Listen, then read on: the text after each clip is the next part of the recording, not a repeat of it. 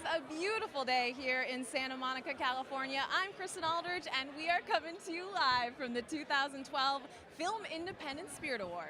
Yo, I'm Elvis Mitchell. It's really independent out here. You can feel it. We're in Santa Monica, former home of hippies, current home of really rich hippies. Totally. Independent filmmakers. Yeah, you know, Elvis, did I tell you look very dapper today? Why, thank you, Kristen. That's You're almost welcome. a compliment. Can we show the shoes? It's No, the shoes, the shoes It's are the best shoes. part. And did I hear vintage YSL 1960? Why, yes, it is vintage. It's there's a from the little birdie 60s. in my ear. The best part, Band of Outsiders shoes. Did you check out the shoes? Yeah, they're nice, multicolored. I like that. Yes, they're kind of, yes, exactly. They're multi-ethnic is the way I like to think. Absolutely. You know, we are covering all of the purple carpet action here today, bringing you all your favorite independent stars, but we are not alone in covering all the action because we are joined by film critic of the Wrap, Alonso Duralde. Alonso, say hello. And good morning, Kristen. It is officially a media circus down here. The press is already gathering for the purple carpet action. I've got Good Morning America to one side of me, and I'm not even sure who on the other. And it's going to be a crazy day of celebrities and interviews, and it's the Independent Spirit Awards. Anything can happen. Yes, anything can. Yeah, you know, this is a long purple carpet, absolutely. We've got 5 cameras here today covering all the action. We've got one camera right at the top of the carpet, which is kind of our arrival fashion cam. Tell me more about this. You know, it's going to cover all of the action as the stars arrive. And then, of course, we've got 2 cameras right here on Elvis and I. Another 2 cameras down there. I have to imagine if it's kind of a daunting task for stars to be walking down the carpet like this. It's kind of like making an independent film, but a lot less at stake. Absolutely. But who are you wearing? You turned to me. I have to ask. Tell me about you. You know, I'm a budget fashion girl, so for me, it's more about Forever 21, H&M. A girl's gotta love a good bargain, but. Really, you think you're getting away with that? This is not H&M. This is not H&M. Absolutely. I shouldn't tell my secret, but it is. Okay, it's the internet, so we're good. It's good. You know, today is all about celebrating independent film. What a better way to do it on the beach in beautiful Santa Monica. What do you think, Elvis, with all of your film knowledge? What do you think about Best Feature? Well, there are a lot of films I like. One of the first I saw of this group is a movie, Margin Call, which is a great cast. Zachary Quinto produced. Yeah. It's Paul Bettany, Penn Badgley, Kevin Spacey, Jeremy Irons, Demi Moore. Yeah. It's an amazing cast, a great movie he made when another film fell apart for him.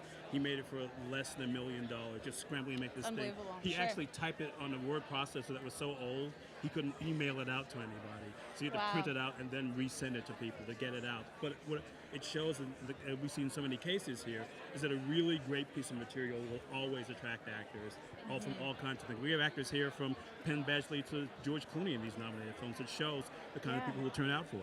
Yeah, and you know, I love that so many independent films are actually being honored tomorrow at the Oscars, which is great to see. Well, one of the things I've always said is that I really feel like the independent field world is like the AAA league for the majors. And an example of Moneyball, it's directed by Bennett Miller, who did Capote, which was a nominee, and of course Philip Seymour Hoffman won here, and he also won the Oscar for Best Actor.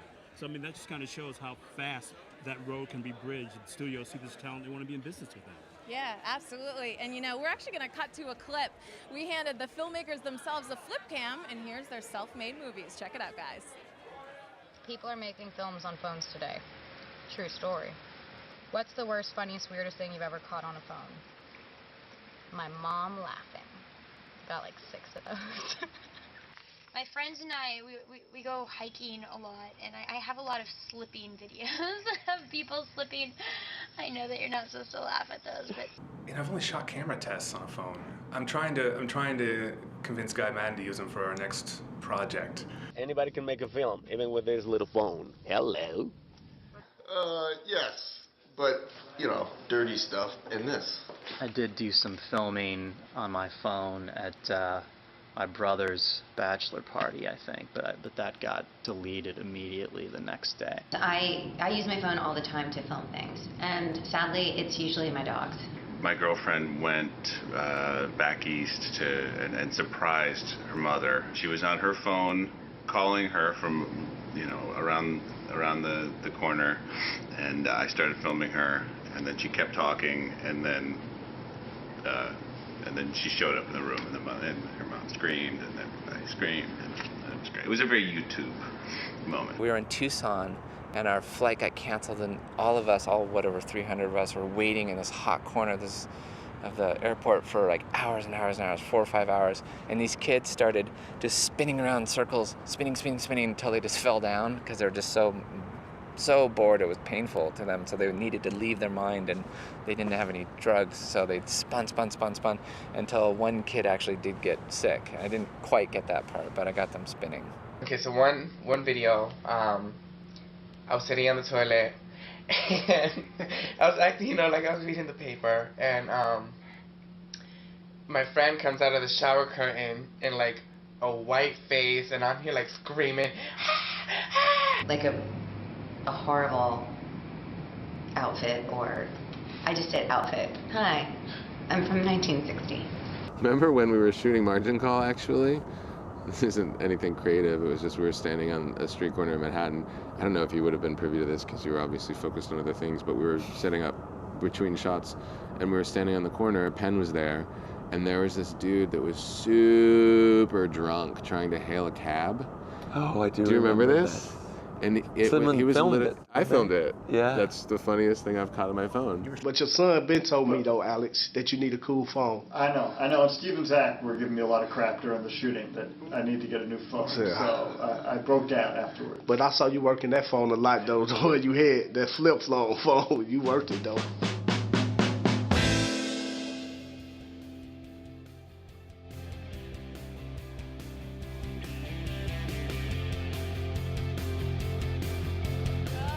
So much talent here today. I'm so excited to talk to all the filmmakers. Well, I think I have to see the key to independent film. Glasses.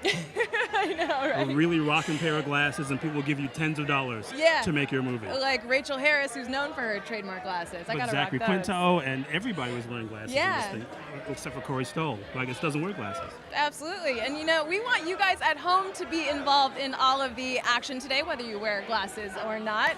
So be sure to send us your tweets using #SpiritAwards. Let us know what you want us to ask all of your favorite stars. I'm going to be checking my Toshiba Ultrabook inspired by Intel. We've got a few of the talented stars arriving right now, so send us the questions, but keep it classy. Oh my God, we have here my bosses, the presidents of Film Independent, Sean McManus and Josh Welch. Do I owe you guys any money or anything? No, we talk about it on the show. Since we got you here, tell us in 100 words or less, start with you, Sean, the mission of Film Independent. Well, our mission is to champion the cause of independent film and support a community of artists who embody diversity, innovation, and uniqueness of vision. And that's what we do today and all throughout the course of the year. Okay, returning champion Josh Welch, what do you have to say? I'm going with him. He got it exactly right. That is our mission. I'm sticking with it. What do you think makes this year different from other years at the Spirit Awards? Well, I think, what's great about the Spirit Awards, I will say, is that it's about discovering new talent. So we have categories like Best First Feature and Best First Screenplay and John Cassavetes Award. Yeah. Which is for films made for less than $500,000. So it's gorgeous. Look at how gorgeous it is. It's out today. To kind of put a spotlight on these really talented, emerging filmmakers is part of our mission also. And at the same time, we're recognizing more, seasoned veterans coming back. People like Alexander Payne, who have, been here many times. We honor filmmakers who are emerging, who are brand new voices, as Sean was saying, but also people who've been doing artist-driven filmmaking for many years. So, talk to me a little bit, Josh, about Project Involve, because the aspiring filmmakers out there should know about this initiative. Yeah, absolutely. So Project Involve is one of our signature programs at Film Independent. It's one of our artist development programs. It's our signature diversity program where we take between 30 and 40 filmmakers each year. We pair them with mentors. We give them resources to make short films, and we give them ongoing education. And we've had remarkable people come out of the program. In this year at the Spirit Awards, we have Nikisa Cooper, who produced Pariah, is a recent PI alum. Melissa Lee, she is a rock star. Melissa Lee, who produced Circumstance, recent PI grad. So we're totally thrilled for these guys, and it's nice to see filmmakers that have kind of come up through the ranks of Film Independent and now get acknowledged at an award show like the Independent Spirit Awards. And the key thing here is just to make it feel like it's sort of fun, but also accessible to people. It's not exclusive. There's no wall barring you from getting in here. Not at all. This is a totally fun, open event. Not completely open. We don't let people walk in off the beach. But, I forget if I can get in here, anybody can get in here. But there's a philosophy that everyone is welcome under the tent. And so whether you're watching this Arrival show right now and you get to meet some of the new filmmakers that you really should be aware of because their films are going to inspire you, or you're going to be able to watch the Spirit Awards tonight on IFC at 10 o'clock. And really, What time is that, Pacific? 10 o'clock Pacific and Eastern. What? Yeah.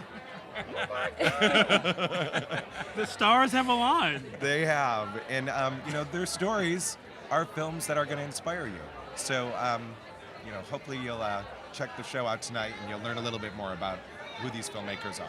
Yeah, absolutely. And we are streaming live worldwide, so you guys are spreading the word with good people here. We are live. Exactly. Hi, world. Right here on We're Yahoo. all over California. they love us in Barcelona. What time is it there now in Barcelona? They're just sitting down for their first drinks before their late night dinners over there. But tell me, how'd you guys get involved with Film Independent? You want to go, Josh? Yeah, I'll start. I started as a volunteer about 15 years ago. I was an actor at the time. I was new to Los Angeles, and I thought this is going to be a great way to meet writers and directors. I'm going to volunteer at this place. Yeah, it didn't work out quite the way I expected, but I'm very happy the way it did. You bring some headshots to give to the director? Yeah, I'm working it backstage. And you, Phil? I kind of fell into it, you might say. I mean, I've always had a love of the arts, and I didn't know the difference between a studio film or an independent film when I first started here. I just knew the kind of films I liked. And so I've been here 13 years now and still incredibly motivated by the work and challenged by the work and inspired by the stories and the filmmakers. And, Josh and I just assumed our new posts at the beginning of the year, and we've got great plans to really build the foundation of the organization. And the Los Angeles Film Festival, which we also produce, June 14th through the 24th. And we have a fantastic program called Film Independent at LACMA, which we're also expanding. Yeah, I've heard really bad things about that. Let's not talk about the curator. Kristen? Well, thank you so much for all that you guys are doing for the world of independent film. We know you've got a lot of people to see. We're going to toss it on over to Alonzo. So, yeah, I think taking a look at the Best Picture category here this year really gives you an idea of the breadth of what gets included under the umbrella of independent film. You've got a little small scrappy movies like Take Shelter and Drive. You've got a George Clooney movie with The Descendants. You've got Beginners with Ewan McGregor and Christopher Plummer, which is obviously a very personal story for director Mike Mills. It's based on his own relationship with his father. Even The Artist, which, been the juggernaut of this award season, does fall within the Independent Spirit Award qualification for an American film. Most of the funding came from the United States, and apparently the French director is now a U.S. resident. So, I think when people think about independent film, they may immediately go to like this tiny black and white movie about two people arguing in a kitchen, but obviously there's a whole lot more going on, and all kinds of films really fit under the big tent.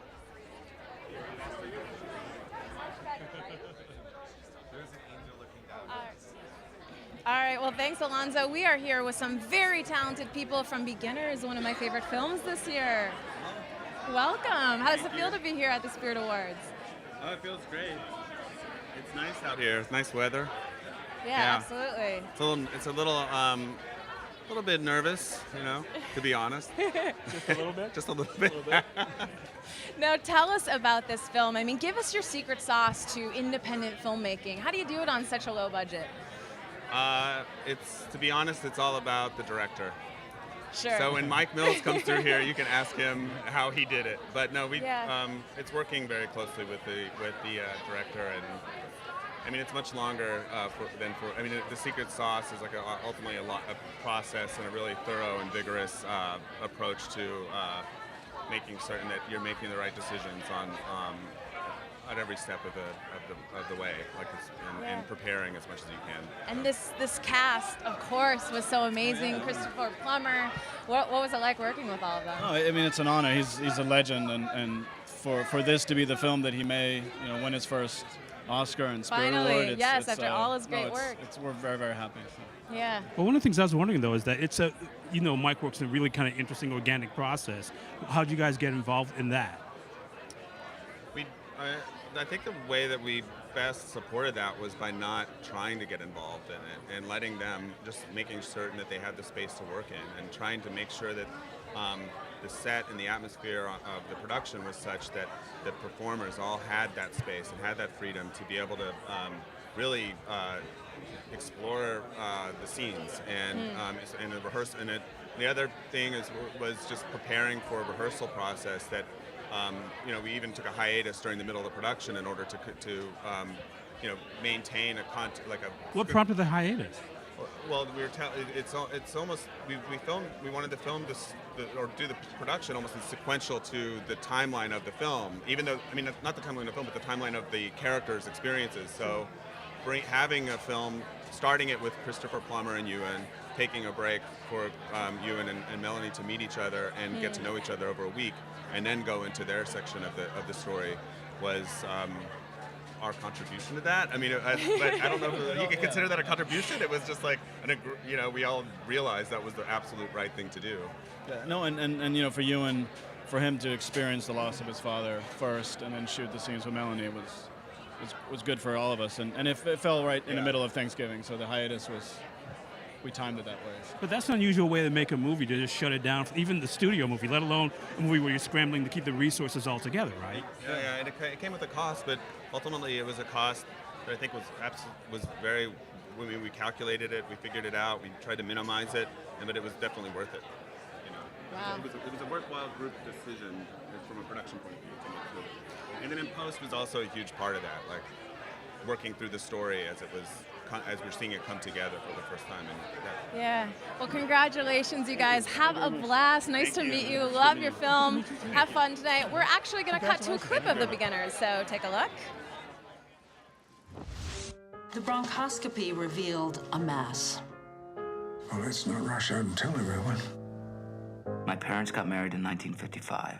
They had a child, and they stayed married for 44 years until my mother died. 6 months later, my father told me he was gay. I'm gay. I remember him wearing a purple sweater when he told me this, but actually he wore a robe. I'm gay. He was gay the whole time they were married. Before Anna, I had 4 serious relationships. I let all of them fall apart. People like us, half of them think things will never work out. The other half believe in magic. This is what I'm supposed to feel like. Yeah, me too. Oh, but that was long ago. Now my consolation is in the stars. And I'm here with Ben Kasulke, who is the Best Cinematography nominee for the film The Off Hours, with his director, Megan Griffiths. Ben, congratulations. Thank you very much. Thank you. Now, obviously in low-budget films, there's the craft services table is going to be a lot smaller, and there's a lot of scrambling around. But for cinematographers, the technology's come away where you can get the best stuff in your hands for not a crazy amount of money, right? Yeah. We were very lucky on this. I mean, this was sort of borrowed gear, and we were lucky enough to kind of have Canon 5D Mark II, and had a lot of people that had gone before us down that path. So we had some pretty good research done before we were going into our shoot dates, and we did pretty well. Yeah, we both worked in Seattle for a really long time and have made a lot of friends in that community. It's a very supportive community, so we had a free grip truck and we had a very full grip and electric team whenever we needed it. Like, we couldn't turn away volunteers, so we had a ton of people working on the movie. It was amazing. We had extremely resourceful producers, I think, that were able to pull this all off for very little money and not make it feel like you were sort of working in the bowels of indie cinema. It's always good to have favors to call in. Were there any, can you think of any moments during the shoot where you just thought, this disastrous thing is happening, but you were able to sort of improvise your way out of it? I think the biggest disaster in our case was when the sun would come up, because it's a night film, and we were shooting in a diner location with 3 walls of windows, which Ben can tell you more about, but it's impossible to block the sunshine from coming in or even the dawn light. So we had to think on our feet a little bit there, change some scenes from night to dusk or night to dawn and vice versa, and it worked in the movie though. It ultimately worked out. Yeah, I feel like there were moments when we knew we were fighting elements that were beyond our resources, but I think there was some good editorial choices maybe that helped us out in the end. So I didn't really feel like we were ever at a loss for gear or equipment. There's sort of this cult of if we only had more, we could do this, and I don't really know if I buy into that. I think we had really smart, wonderful people, and that kind of made up for any lack of grip gear that we ever would have had. What does a Spirit Award nomination do for somebody who's starting out? I mean, how do you tangibly see this as making an impact on your career going forward? Well, I hope that this allows more people to see the movie. I mean, this got screeners in the hands of many members of Film Independent, voting members, and hopefully they'll see it, show it to their friends. I'm hoping that people will feel empowered by what they've seen, that they saw a lot of friends make a movie that they really loved and were proud of. And if anything, if this gets 1,000 more people look at the movie, that's fantastic. Absolutely. And, not only that, but Ben has been working so hard in the independent film world for so long. He shot, I cannot even tell you how many features he's shot in shorts, but just to see him get recognized is really amazing because he's definitely put in the time and the work. Excellent. Ben, congratulations. Good luck to both of you, and have a great time today. Back to you guys on the stage.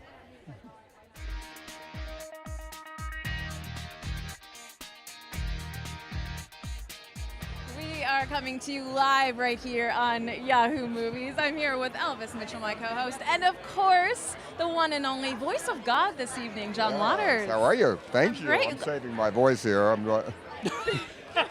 Is it going to be a lower register for God that you work out your acting coach? Well, coach? because I had laryngitis 2 days ago, so I was so terrified. So for 2 days, I've been walking around like the guy in Incredibly Close, writing yes and no, and being like that.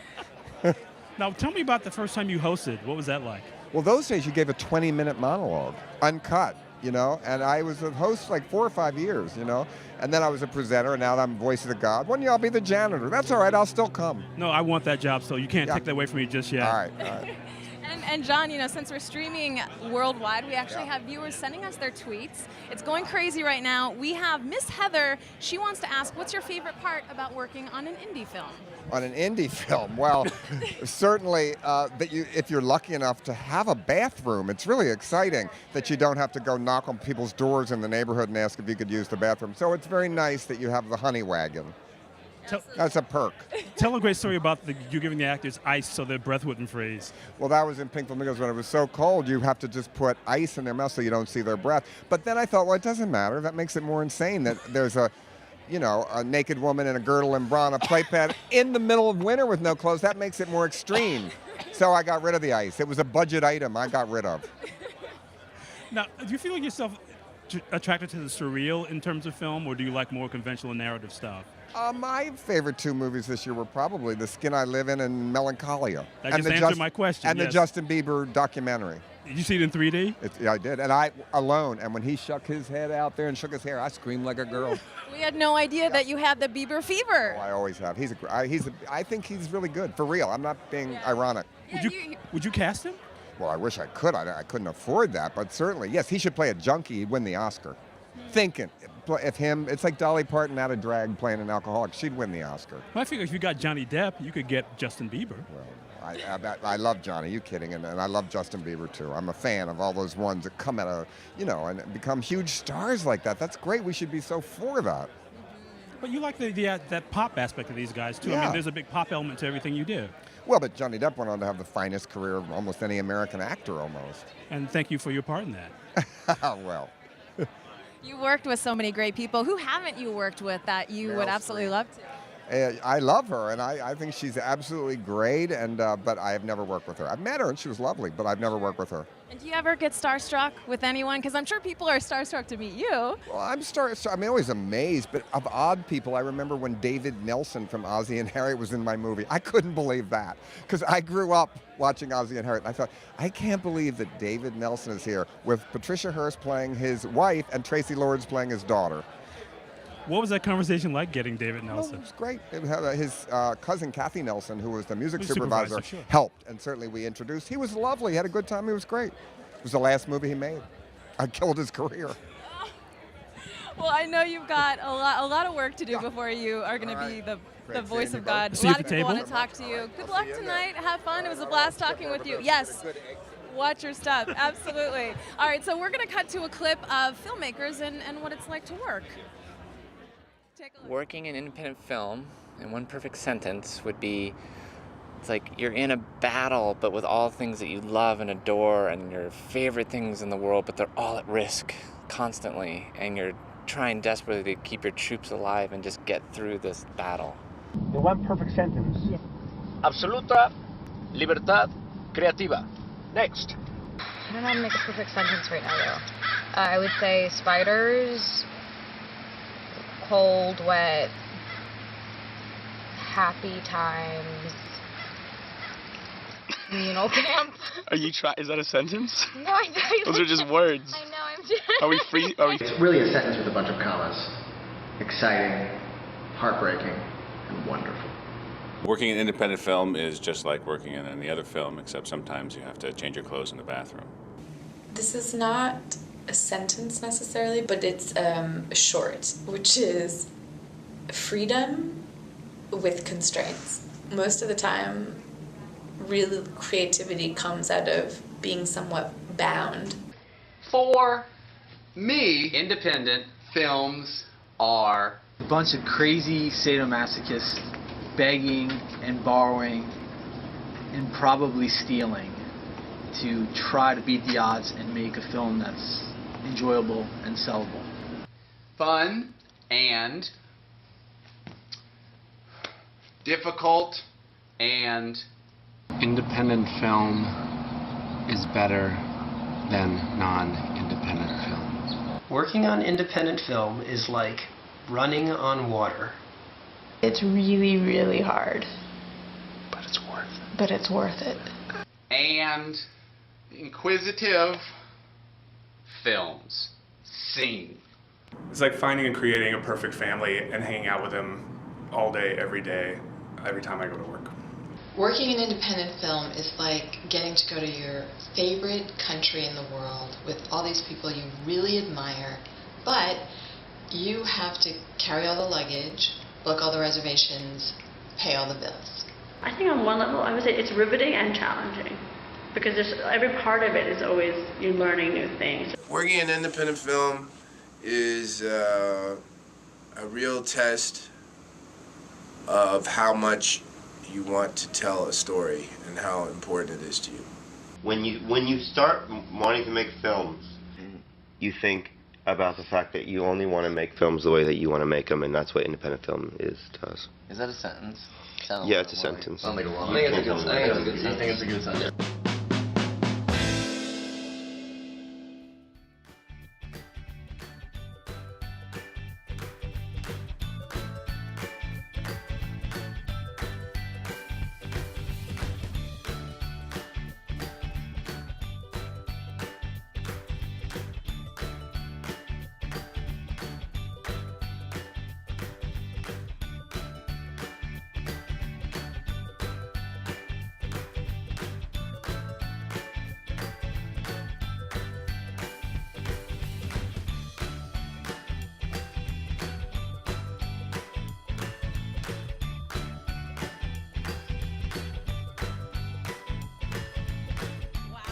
Such a beautiful day here in Santa Monica, California. We are with someone very special. Jareth Mertz, of course, nominated for Best Documentary. Nice to see you. Congrats on everything. Thank you very much. It's a pleasure to be here. It's actually an honor. Thank you. It really is. Tell us about this documentary. The documentary takes place in Ghana, West Africa in 2008 and follows the presidential candidates on their round of becoming president of the country. And what is special about this one, it takes you behind the scenes. So everything you thought you knew or you'd ever want to know or didn't know, you find out in this film. You know the cliches about Africa, that elections always go wrong. And yes, the majority of them do go wrong. But in this case, it goes right, but at a price, almost a price. And I think that's the key factor. It's a success story. No, what's really incredible about the film is you really take your time and let viewers sort of get involved with the emotional story before you spell out the narrative of Ghana. Where did that decision come from? Usually when we have films about Ghana or Africa, we only get clips and bits, and they're not in depth. And I wanted to give the audience the chance to actually really go inside and live with the characters and breathe with the characters and understand what they're going through. And something interesting happens with American audiences when they see the film. they are like, look, politics is the same everywhere. It's a power game. We recognize exactly what's going on there in Africa as it is going on, like 2000, Bush versus Gore. So it's an interesting film that people can relate to. But it's also this weird kind of element of fear because there is literally so much at stake in the film. Well, it's the unknown that scares people. And Africa, sometimes referred to as the dark continent or the mystery continent because we can't read into it as well as we can into the Western world. Lets us, be fearful. But this film will show you completely the other side. There's nothing to be afraid of, really. Because, if we give and grant people the chance for political stability, there will be progress. Well, congratulations. We know you have so many people to see. Absolute honor to have you here. Thank you so much. Thank you so much. We're going to check in with Alonzo. What's shaking? Really. And I'm here with Best First Film nominees Patrick Wang and Andrew Van Houten for the film In the Family. Congratulations, gentlemen. Van Houten. Did I not say that? You said Van Houten. If I was a Van Houten, I'd be a billionaire. It's a big chocolate conglomerate. Sorry, every syllable counts. So congratulations, you guys. Obviously a lot in the news these days about gay relationships, gay families, so, the film couldn't be more timely. What inspired the story in the first place? How did it get rolling? I saw this picture in my mind of this gay family, these two dads playing soccer with their kid, and there's a lot in the news about it, but I didn't know anyone like that. And so I imagined kind of what their life was like, and that's where it started. And now they always say never work with children and animals, and you have a young actor who's really central to the film. Was the casting process tricky for you guys? It was pretty fluid. We had worked with a casting director, Cindy Rush, out of New York, who had worked with us on a handful of other movies at our company. And Patrick, really took his time to work with the actors in the room. And we had so many wonderful theater actors from New York City. Brian Murray, Trevor St. John, who was on a soap, who was working in New York, came in and auditioned. And how did we meet Sebastian? He came in for the auditions, and I don't know about animals, but I'll say that kids can be capable of just as much as the rest of us, and it was a real pleasure to get to work with Sebastian. Every low-budget film always has that sort of moment of crisis that you have to sort of improvise your way out of. Were there any days you think back on as just being the ones you had to sort of you had to make it up as you went along? I think there was a degree of making it up as we went along, but we were a little charmed in that, during the production, there's no horror stories to tell. Unfortunately, it makes for a boring interview, but I think that it has a lot to be said for the planning that went into it and the capabilities of our cast and crew. Excellent. So now I understand you guys are looking for a theatrical opening in April, correct? That's right. April 27th, we open in a number of markets, and then to follow up with other cities, including LA, May 4th. Terrific. Well, guys, congratulations. Have a great day today. And best of luck with the film. Going back to Elvis and Kristen on the stage. All right, thanks, Alonzo. We are here with the talented ladies behind the movie Pariah, of course, up for the John Cassavetes Award. This is a really special award because it's all about recognizing filmmakers who can make a brilliant film all for under $500,000. Yes, indeed. I mean, it takes a village to make an independent film, so we're just happy to celebrate and be here today with Pariah. Yeah, that's exciting because Cassavetes is one of my favorite filmmakers, and like Killing Red Chinese Bookie and like A Woman Under the Influence, like those are films that like I loved and films that as a director I aspire to. So to be nominated is a huge honor. Of course, when I had you come over to the museum, we showed Shadows, which, even going back to his first film, Cassavetes was doing things, dealing with the social context, dealing with race in a way that nobody ever was. And that kind of reality must mean a great deal to you. It does, yeah, because all the work is very smart and in between the lines. So to be even considered in an award that's named for such an amazing director is a huge deal. And so we're excited to be here and excited that more people are going to be aware of the film and seeing it. Yeah. I want to talk about Adepero Oduye. Oh my gosh, amazing. Where did you find her? Yes. Actually, we literally posted a casting on Breakdown Express. She found... Every actress in LA knows what Breakdown Express is. Sure. She submitted herself, and thank goodness. She came in on the first day of auditions, actually for the short film in 2006, and wearing her little brother's clothes, and she was amazing. She blew us away. And what's amazing to me is she's actually almost twice the age as her character. How did you make her look so young? She just naturally had it. I mean, she really threw herself into the character. I think an amazing actress is able to do that and able to kind of bury themselves so that you just see the performance, and that's what Adepero did. Yeah. But it's interesting too because even talking about Cassavetes again, just sort of building this real society in which this thing takes place in. I mean, that there's a connection in that way too, isn't there?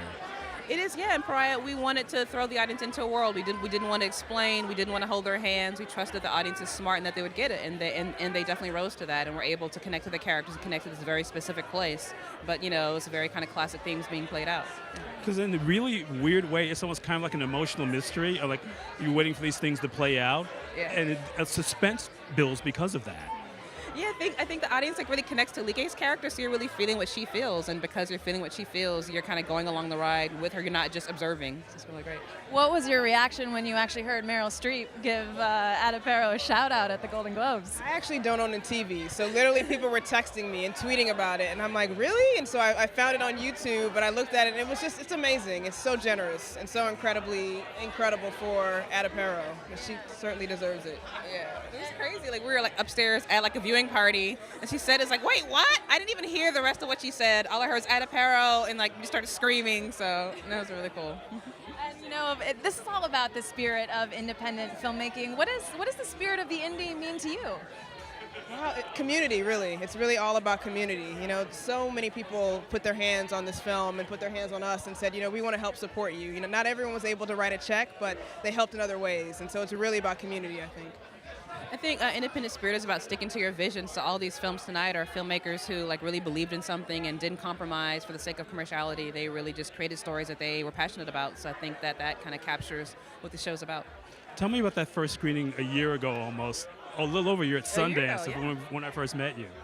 I was shaking, I was nervous, I was scared. So it's, the year's flown by since, but that first screening, that was the first audience, reacting to the film and seeing the film big. So it was a very nerve-wracking experience, but glad that people connected to it and worked out. And you also came through Film Independent as well. You were part of the project involved with the project, right? Exactly. Nikisa was actually involved, yeah. In 2009, I went through Project Involved, and Film Independent has been incredible. They helped us with in-kind support with the film, helped us with recommendations, making key introductions for us. So again, it definitely took a village, and Film Independence was a big part of that for us. Well, thank you so much. Congratulations. Good luck tonight. We'll be pulling for you. Thank you. Have fun. All right, guys, so we're going to see a clip all about what inspires the filmmakers themselves. Take a look. Question 2, he said, what's the question you're most often asked? And that, well, here it is. What led you or inspired you to make this film? It's on your list. That's one of those questions I don't like answering. I wrote Cedar Rapids after shooting some industrial videos at a business conference, and kind of saw the way people behaved when they were away from home. The initial inspiration was high school wrestling. This feeds back to that question that I hate, which is, where did your original idea come from? I stated that the first time that I don't like that question.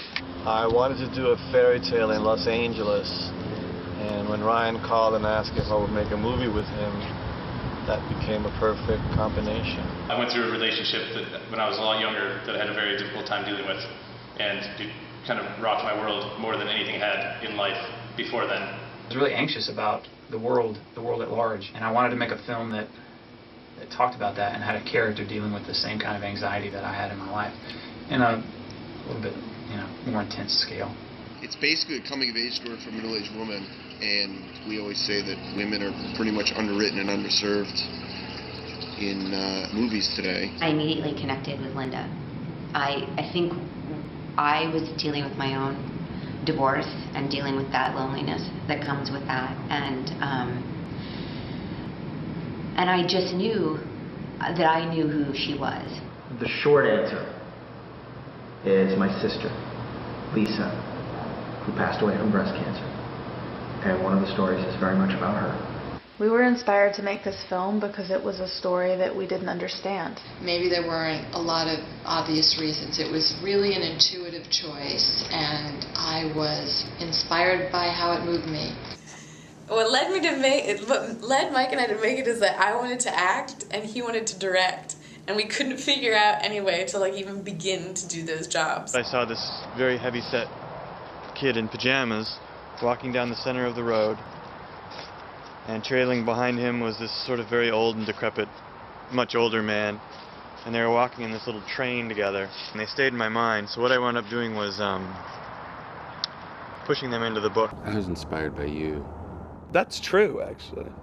It is true. I mean, meeting you and connecting with you, hearing your point of view on the material and the characters. And Alexander and I always want to get beneath the surface and get away from superficialities, and so we were looking to try and find some kind of emotional truth.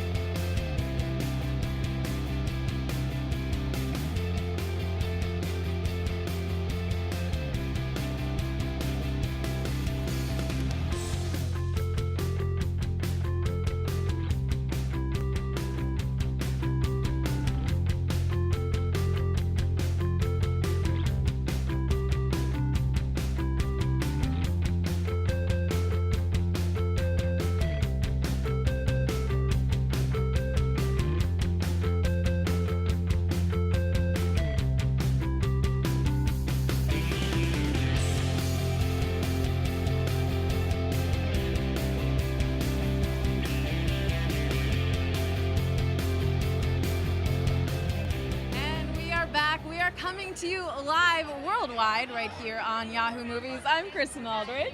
I'm Elvis Mitchell. That's right, and if you're just joining us, we want you guys at home to be involved. So remember to send us your tweets to #Spirit Awards. Send us your questions on what you want us to ask all your favorite stars, and I'll be checking them on my Toshiba Ultrabook inspired by Intel.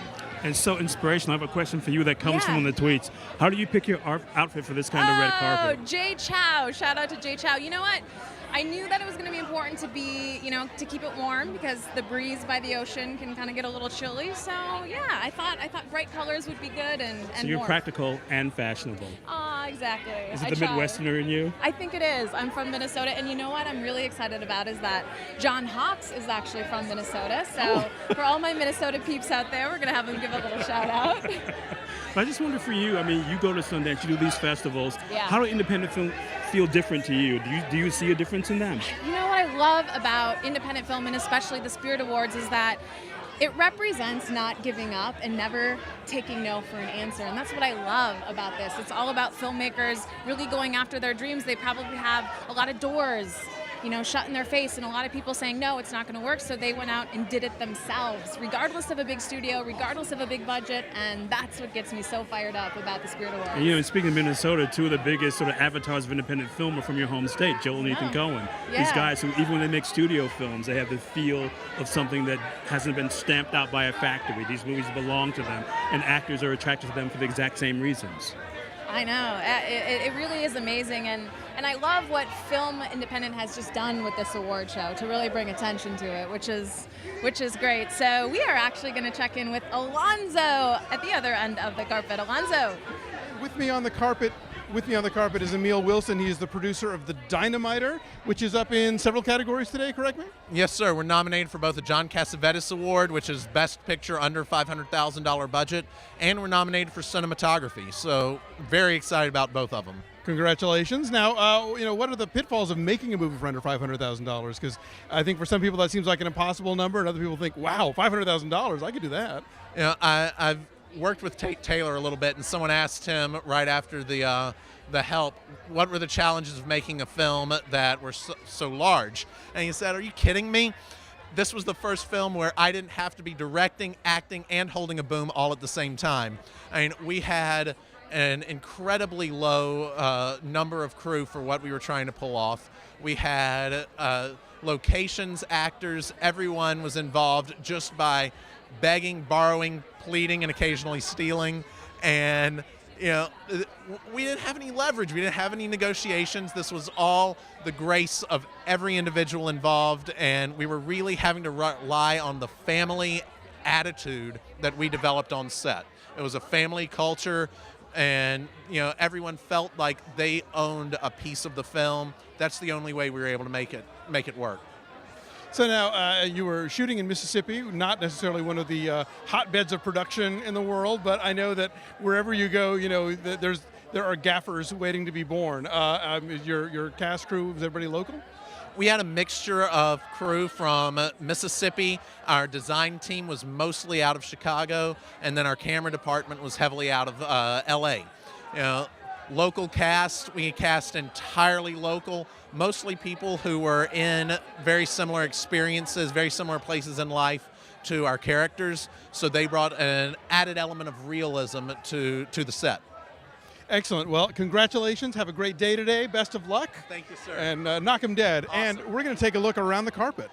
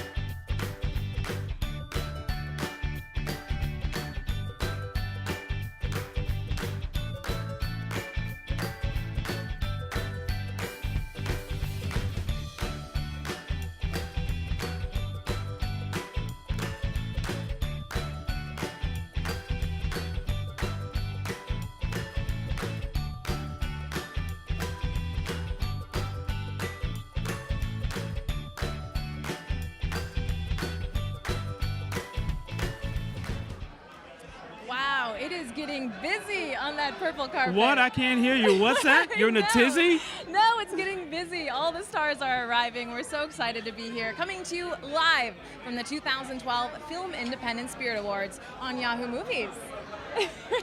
This is great for me because I do a public radio show, The Treatment. I've had some of these people on, and it's kind of like old home week for me. I get so much makeup from all the hugs I'm getting from the men and the women who are wearing makeup here. You. Yep. No, I wouldn't say that everyone's recognizing, but it's just so great to see the excitement in everybody's eyes, because when I meet them, they're just kind of still in a daze from having got the movie made. Dude, I can't believe it. I remember when I was sleeping in my mother's basement on a futon, and now I'm here. And so then they get to do this thing. So this is, to me, this as much a culmination for me. Just it's like watching friends do really, really well. Yeah, you know, it's all about celebrating independent film here. So we're going to take a look at some of the first feature nominees. Check it out. Another Earth. Let's try another channel. This is Dr. Joe Dallas. What does that mean? I don't understand what that means. In the Family. Here's an idea. How would you like to have 2 Thanksgivings this year? You know, one day can be Thanksgiving. Next day can be Thanksgiving too. Did you make this up? Like I did. Margin Call. 80% of this floor was just sent home forever. We spent the last hour saying our goodbyes. They were good people, and they were good at their jobs, but you were better. Martha, Marcy, May, Marlene. Martha, please don't hang up. Don't hang up the phone. Find out where you are, and I will come get you. Martha? I can't wait that long. Natural Selection. No, put it down. No, I can. God damn it. Lady, she's crying. I'm sorry. It tastes really good, though.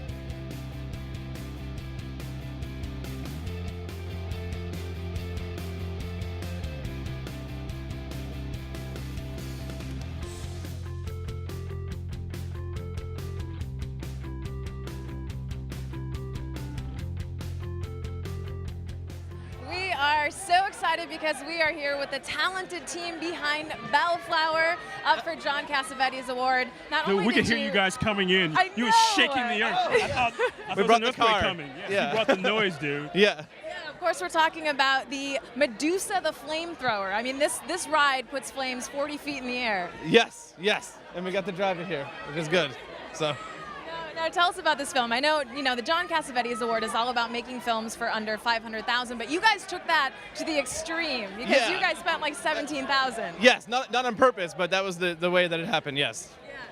And what did you spend most of the money on? More than half of it was on the car because everything else was like gas to just get us to where we were shooting, and then yeah, I don't know. Come on now, dude. Someone help me. No, come on now, man. Because the thing is, you made a movie that's really mythic. It was like you make the movie that feel as big as any picture anybody would ever see, and I wonder how that came to you, to make a movie this epic. Oh, how it came to? Well, I think the idea was to someone help me. Sorry. I don't think it was, as far as the making of it, it was never something that we were, we had a set amount of money that we needed to look for. It was just, we kind of just, Evan wanted to make this movie, and we had a little bit of money, and we just went for it. And I think we never thought of, it being epic. We just were like, okay, this is what needs to be done. You never thought of it? There is. I mean, it's about heartbreak, about it, like a terrible heartbreak. And so, that is it feels very big. So it required all that stuff to get that across to the audience is sort of the idea. We're actually getting tweets like crazy right now on our Toshiba Ultrabook Lite. We want to know, Brian Jean wants to know, what was your biggest on-set disaster? And I know you guys had one. On-set disasters, I don't know. What was? Joel's hand. Oh, yeah. Show him your thumb. It's stuck like this. It doesn't. Oh, yeah, it doesn't bend anymore. Medusa bit me. Yeah, pretty much. So. Yeah, it's a long story, but it's fine now. Anything throwing flames that high, I think, is likely to have that happen. Thank you, you guys. Oh, thanks, you I guys. know you have a lot of people to see. Congratulations. Good luck. We're actually going to check in with Alonzo at the other end of the carpet. Here with me on the carpet is Andre Royo. You know him from The Wire, you know him from all kinds of things, and he is a longtime judge for the Spirit Awards. He and I were doing it a few years ago. He keeps coming back every year to watch all these movies. I don't know how you do it, Andre. I mean, 63 movies. It saves a lot of money in my pockets. And, I love filmmaking. I love the whole concept of from beginning to end, A to Z. I know how hard it is to get a project done. So when you see these people get it done, they need audience. They need somebody to watch it and hopefully get nominated. And I love doing that. I love being a part of that. Now, I know it all boils down to being in the room at the end there, because everybody's at home watching their screeners, and then you all have to get together and nail it down to 5. Yeah. So I know you can't get too much into detail this year, but I mean, were there any sort of overriding things going on as far as, some movies that just breezed right in and other ones that were, the object of a lot of battle? Yeah, I've done this I've been a judge for about 4 years, and this is the first time we all walked in the room, and we just sat down and said, well, for Best Picture, we already got one on the board without even really talking about it, and that was The Artist. And it was so fantastic to see a black and white film, silent film. And we watched about 60 movies a year doing this. The first time I put that in, I was like, a silent film? I'm not watching a silent film right now. But, I fell in love with the acting, fell in love with the storytelling. It was fantastic. It was well executed, and it was a no-brainer for that one. Excellent. Now, Andre, I feel like every time I turn around, I'm seeing you in something. What's next for you? Where are you going to pop up next? Well, right now, it's great to be a part of another fantastic story like The Wire, and that is Red Tails, about the Tuskegee Airmen. George Lucas really worked hard, paid out of his own pocket, which is very rare in this business, and it's a fantastic movie, and you should go see it. Definitely. All right, Andre, thanks. Have a great time today. Right, Always good to see you. Very nice to meet your daughter. Stella, you want to say hi to anybody over there in Van Arts? There you go. Have a great time, you guys. And back to you guys on the stage. Thanks, Alonzo. Elvis, I'm going to let you take this one because I know you guys are good friends. You know each other. Well, I certainly would aspire to be a friend of Mike Mills, the writer-director of Beginners. I mean, we've talked so much about what you were trying to do with this film and how you were able to take something that's really autobiographical and give it a bigger life. What made you want to make a movie about that, about your own life in that way? I felt like it was the best story I had in my pocket. My dad coming out at 75, and just because I had close access, I could report from a close distance. I felt like I would tell the best story that way, and I had the best chance to make a good human reporting of what it's like to be here on Earth. And it was always with the goal of not doing therapy or writing a memoir, but to try to reach out to people. Hopefully. Was it therapeutic in any way? I have a very good therapist, so I did that before. I have a great family, wife, dog. We did all the therapy before. If you do therapy while you're making a film, it could be really embarrassing. Just try not to. Christopher Plummer was so amazing in this role. How much leeway did you give him in playing your father? I want all the actors to feel really free, and they're the co-author of their thing, and especially because he's playing my dad, and Ewan's kind of playing a much more handsome me. I want them to really feel free and not like I'm going to be precious about it. And so I said to him, it's your thing. But weirdly, I think just because they're born very close, and my dad was an art historian and Christopher was like a dramaturgical historian. They're very similar in weird ways. So whenever he followed his instincts, it felt very akin to my father. So I was very lucky.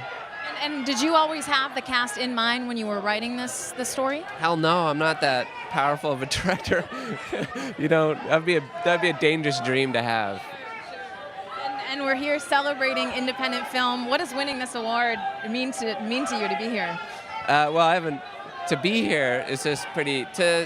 Honestly, to be included in the conversation, to be invited to the party is really sweet and means a ton. You spend so much time making films like this, just being told no, it's not going to work, you can't do it, you shouldn't be doing it. It's pretty lonely business, so it's nice to see people and have the idea that you didn't fuck up entirely. And that's what I love, no matter how many no's you get, you just keep going and you tell the story that you want to tell. Yeah. And that's incredible. Congratulations Thanks. on all your success. Yeah. Thank you. I know you have a lot of people that want to see you, so we're going to let you go. We're going to cut to Alonzo, who's on the other end of the carpet. I'm here with Adam Reed, who is the writer, director, and producer of Hello, Lonesome, and a nominee for the John Cassavetes Award. Congratulations. Thank you so much. So now the John Cassavetes category, of course, for films under $500,000, which is, some sort of insane miracle. We made ours for $50,000, so that's, I guess, whatever. I'm very terrible at math, but it's a fraction of that. I want to say 10%, maybe. It's 10. Yeah. So, what are some of the challenges going in, and how do you kind of given that you were wearing all the hats, how do you sort of shape the movie to know, okay, I can make this for $50,000? Well, it starts with, wearing all the hats. Like you said, I'm the writer, the director, the producer, the cinematographer, and I joke, I was also craft service, so if I needed water, I'd yell at myself. And then, having actors like Sabrina Lloyd who are willing to show up, because she read a real script and she thought she probably signed up to make a real movie, but she shows up and it's really me with a video camera in my underwear. And,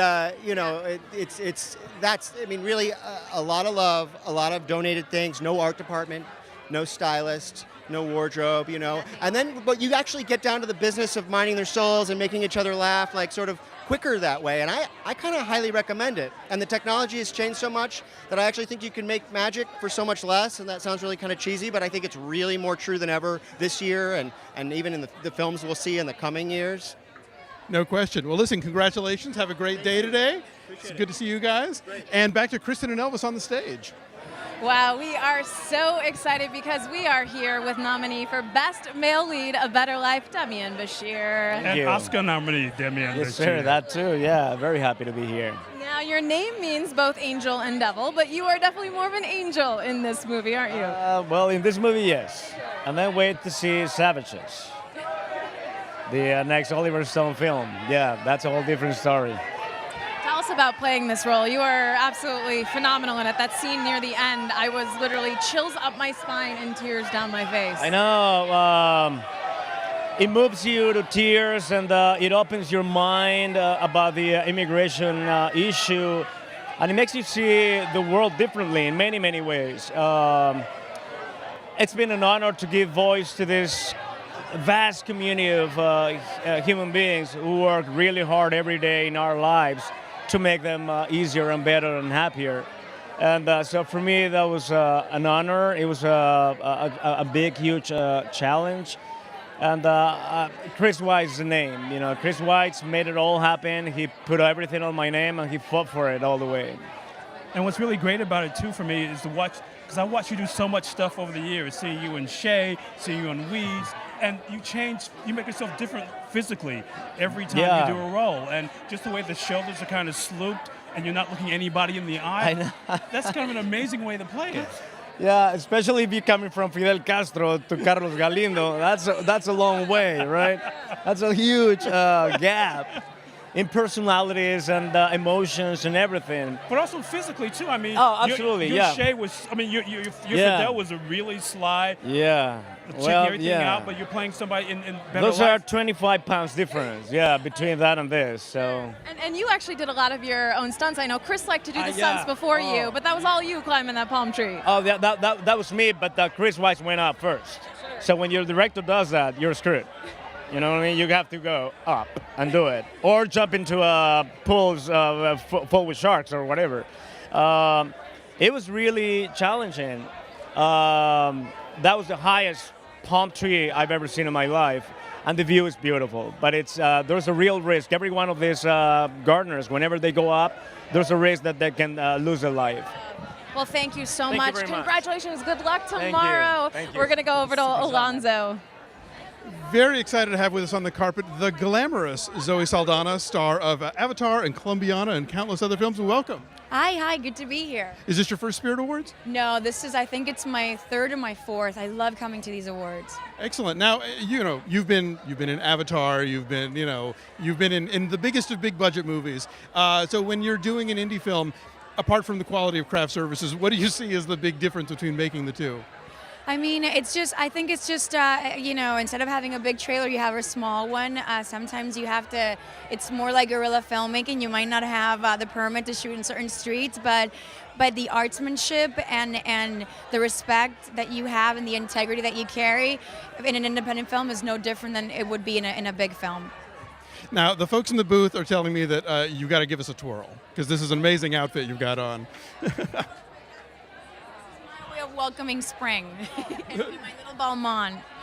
Yeah, who needs the groundhog? You got it going on. That's great. So tell us about, Colombiana was such a fun movie, and obviously you got to do so much amazing stuff in it.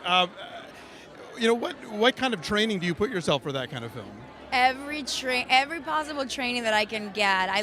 To me, the process that belongs to me of doing a film is the prep work.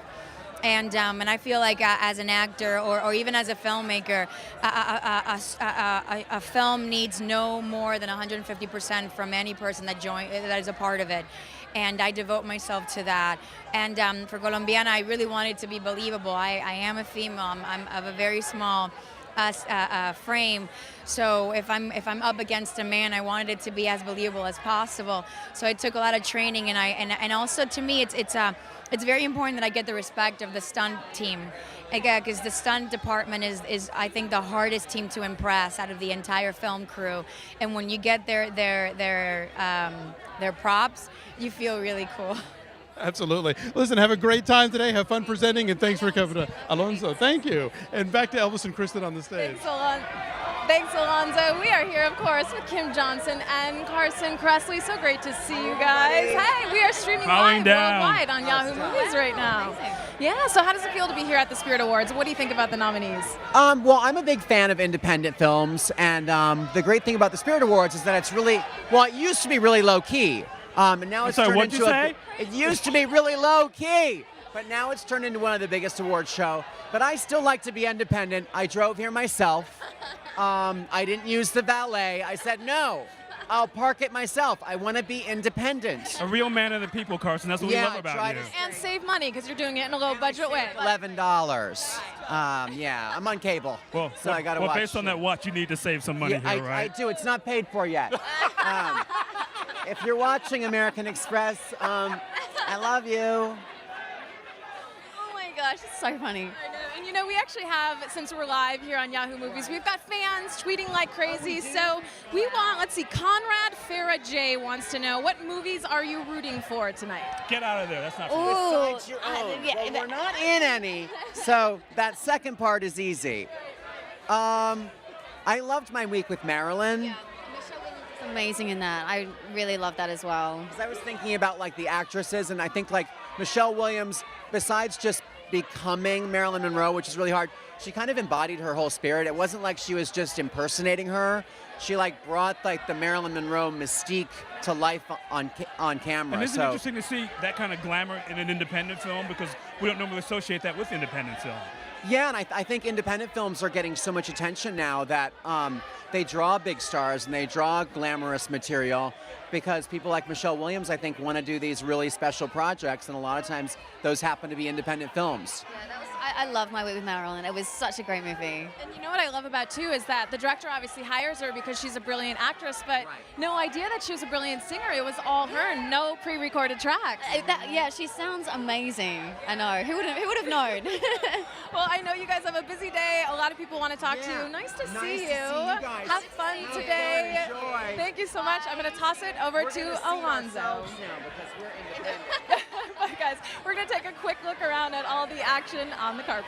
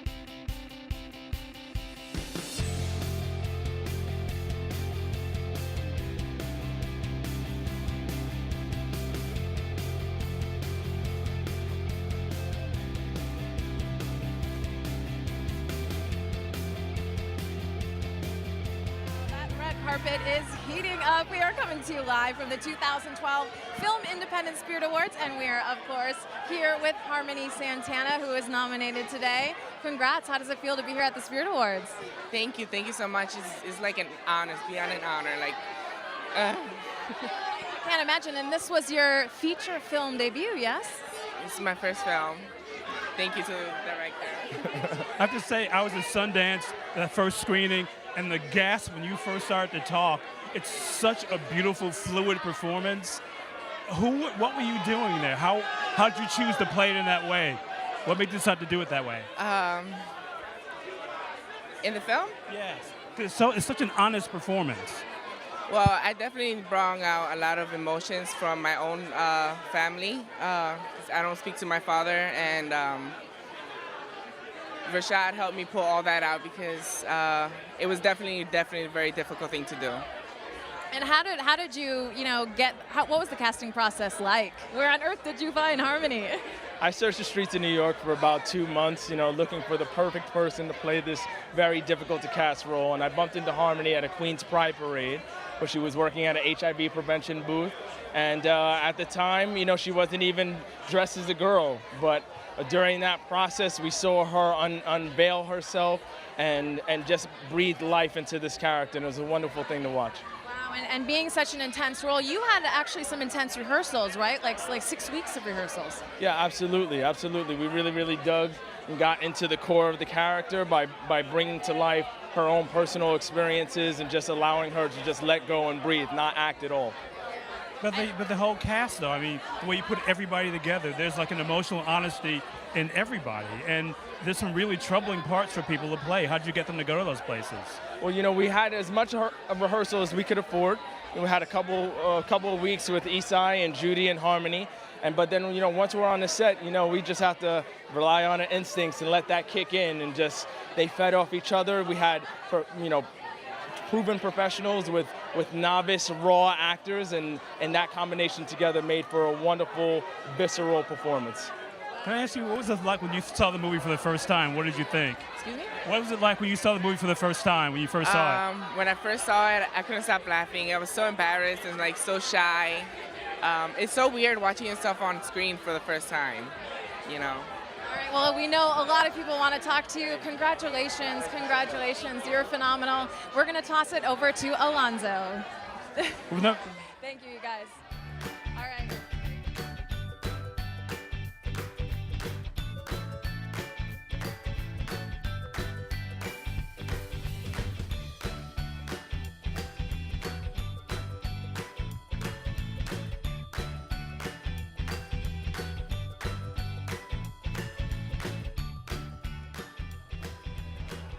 I think pandemonium is the word I'm looking for here. It's getting just nuts here on the carpet. There's Harmony Santana, who Elvis and Kristen just talked to. I saw Christopher Plummer come in, and the photographers were going bananas. So, every so often you can tell there's like somebody amazing has arrived, because there's this uproar of "Wah!" from the photographer section. So, this is the 2012 Film Independent Spirit Awards, and it is in full effect, as the kids say. It's going crazy here, and we will be right back on Yahoo Movies.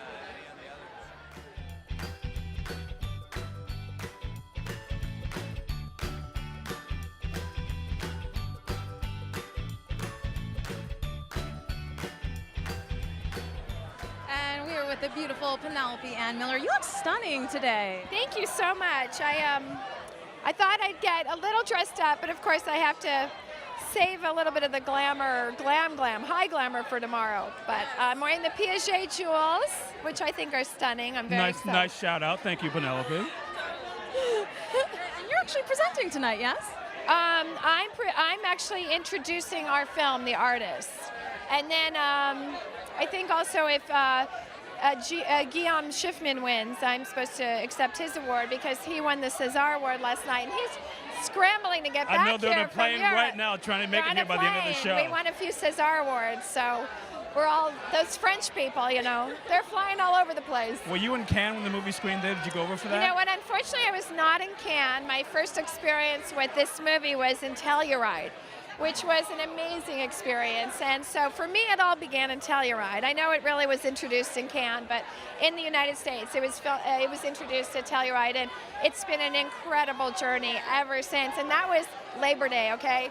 So I've been on this ride since Labor Day. It's been a long ride, but a very rewarding one on many levels. So I'm not going to complain. Yeah, and speaking of long rides, I know we've got a really, really long purple carpet. But the end of the tunnel is right ahead. To you. Absolutely. Congratulations. Amazing film. Have fun. Oh, yes. Tell your dad I'm a fan. Helping her down. All right, let's look around at all of the carpet action. It's getting very, very busy here at the Spirit Awards.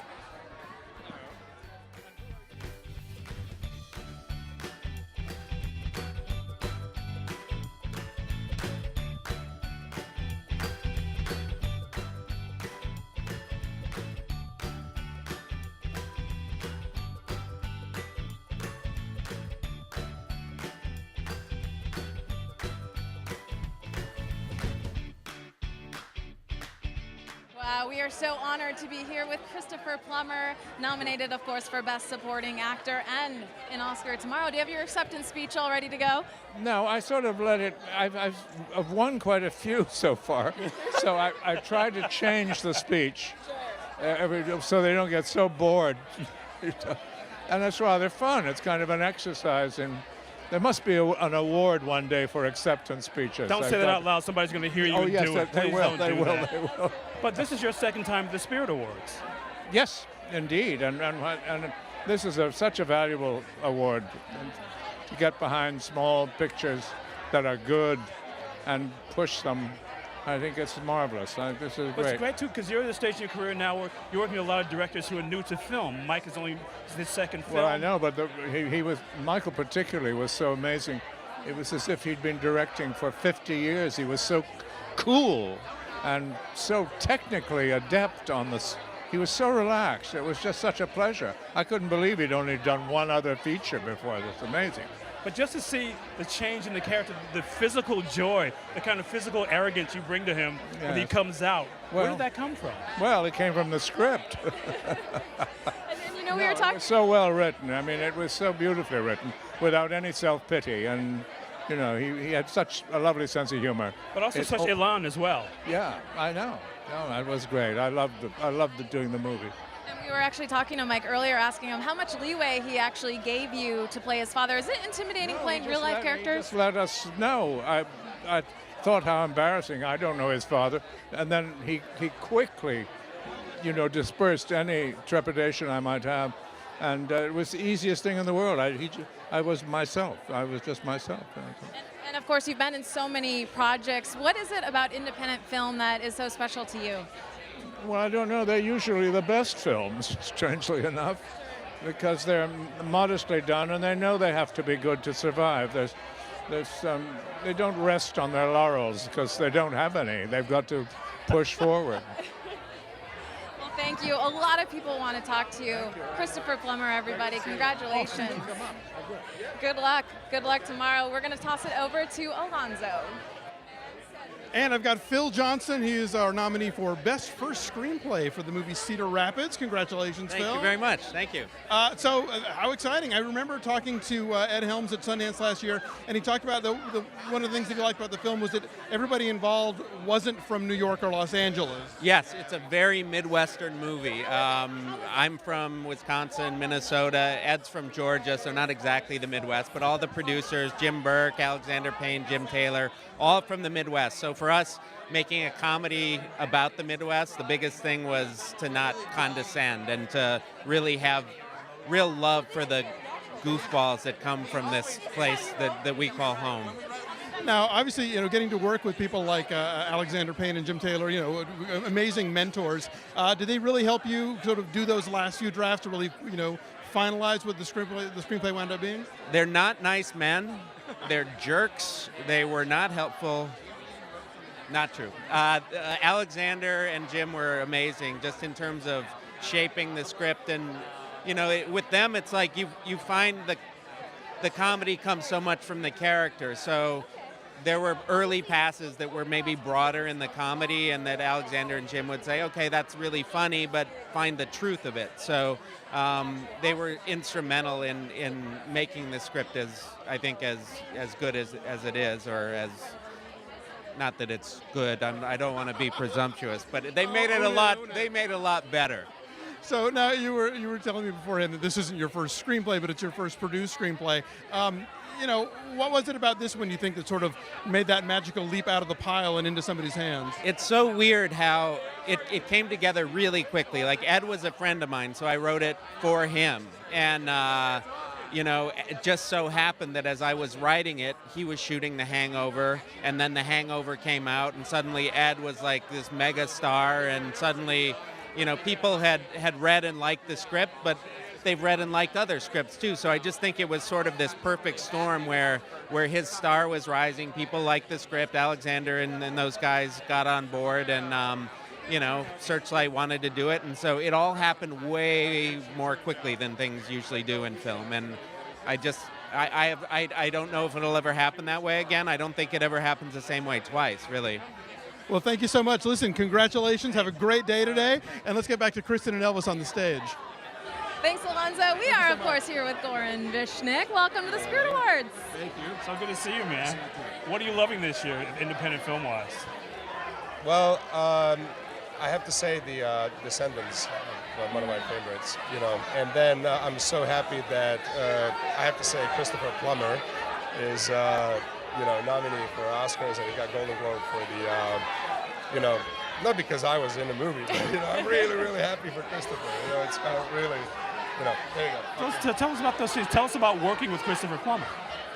He is just, somebody asked me a couple of minutes ago, did you guys talk about the age difference and this and that? And I was like, oh my God, we didn't.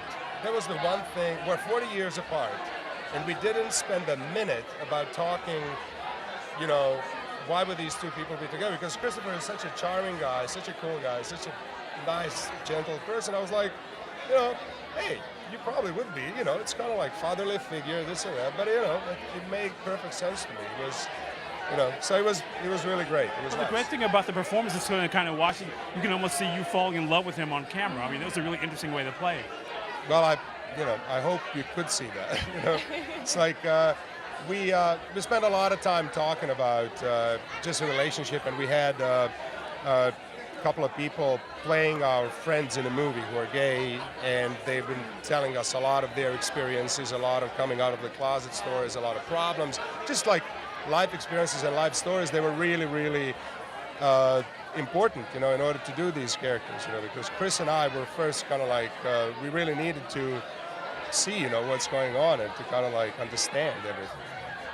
Because one of the things I want to ask you about too before we go is we do a thing at the LA County Museum live read where Jason Reitman directs a classic film script with actors reading it called We Did The Princess Bride in December. You were Inigo and Toya, and you were so good it was like you were bringing the character to life in your own way. Well, again, thank you. I appreciate it. I spent, as soon as Jason called me, I started working on it. I was so nervous. I mean, that's such a huge... I mean, when I grew up in Croatia, there was a humongous movie. All my friends, they know every line from the movie in Croatia. So when Jason called me and he was like, oh, do you know about this movie, Princess Bride? I'm like, yeah. What about it? And he's like, I would like it to... I'm like, me? Are you, okay. Anyway, so it was even my son is now, he's like almost 5. He's like, my name is Inigo Montoya. He's like, has a little sword. We love that story. Congrats on your success. Thanks so much. I know a lot of people want to talk to you. We're going to take it over to Alonzo. Take care.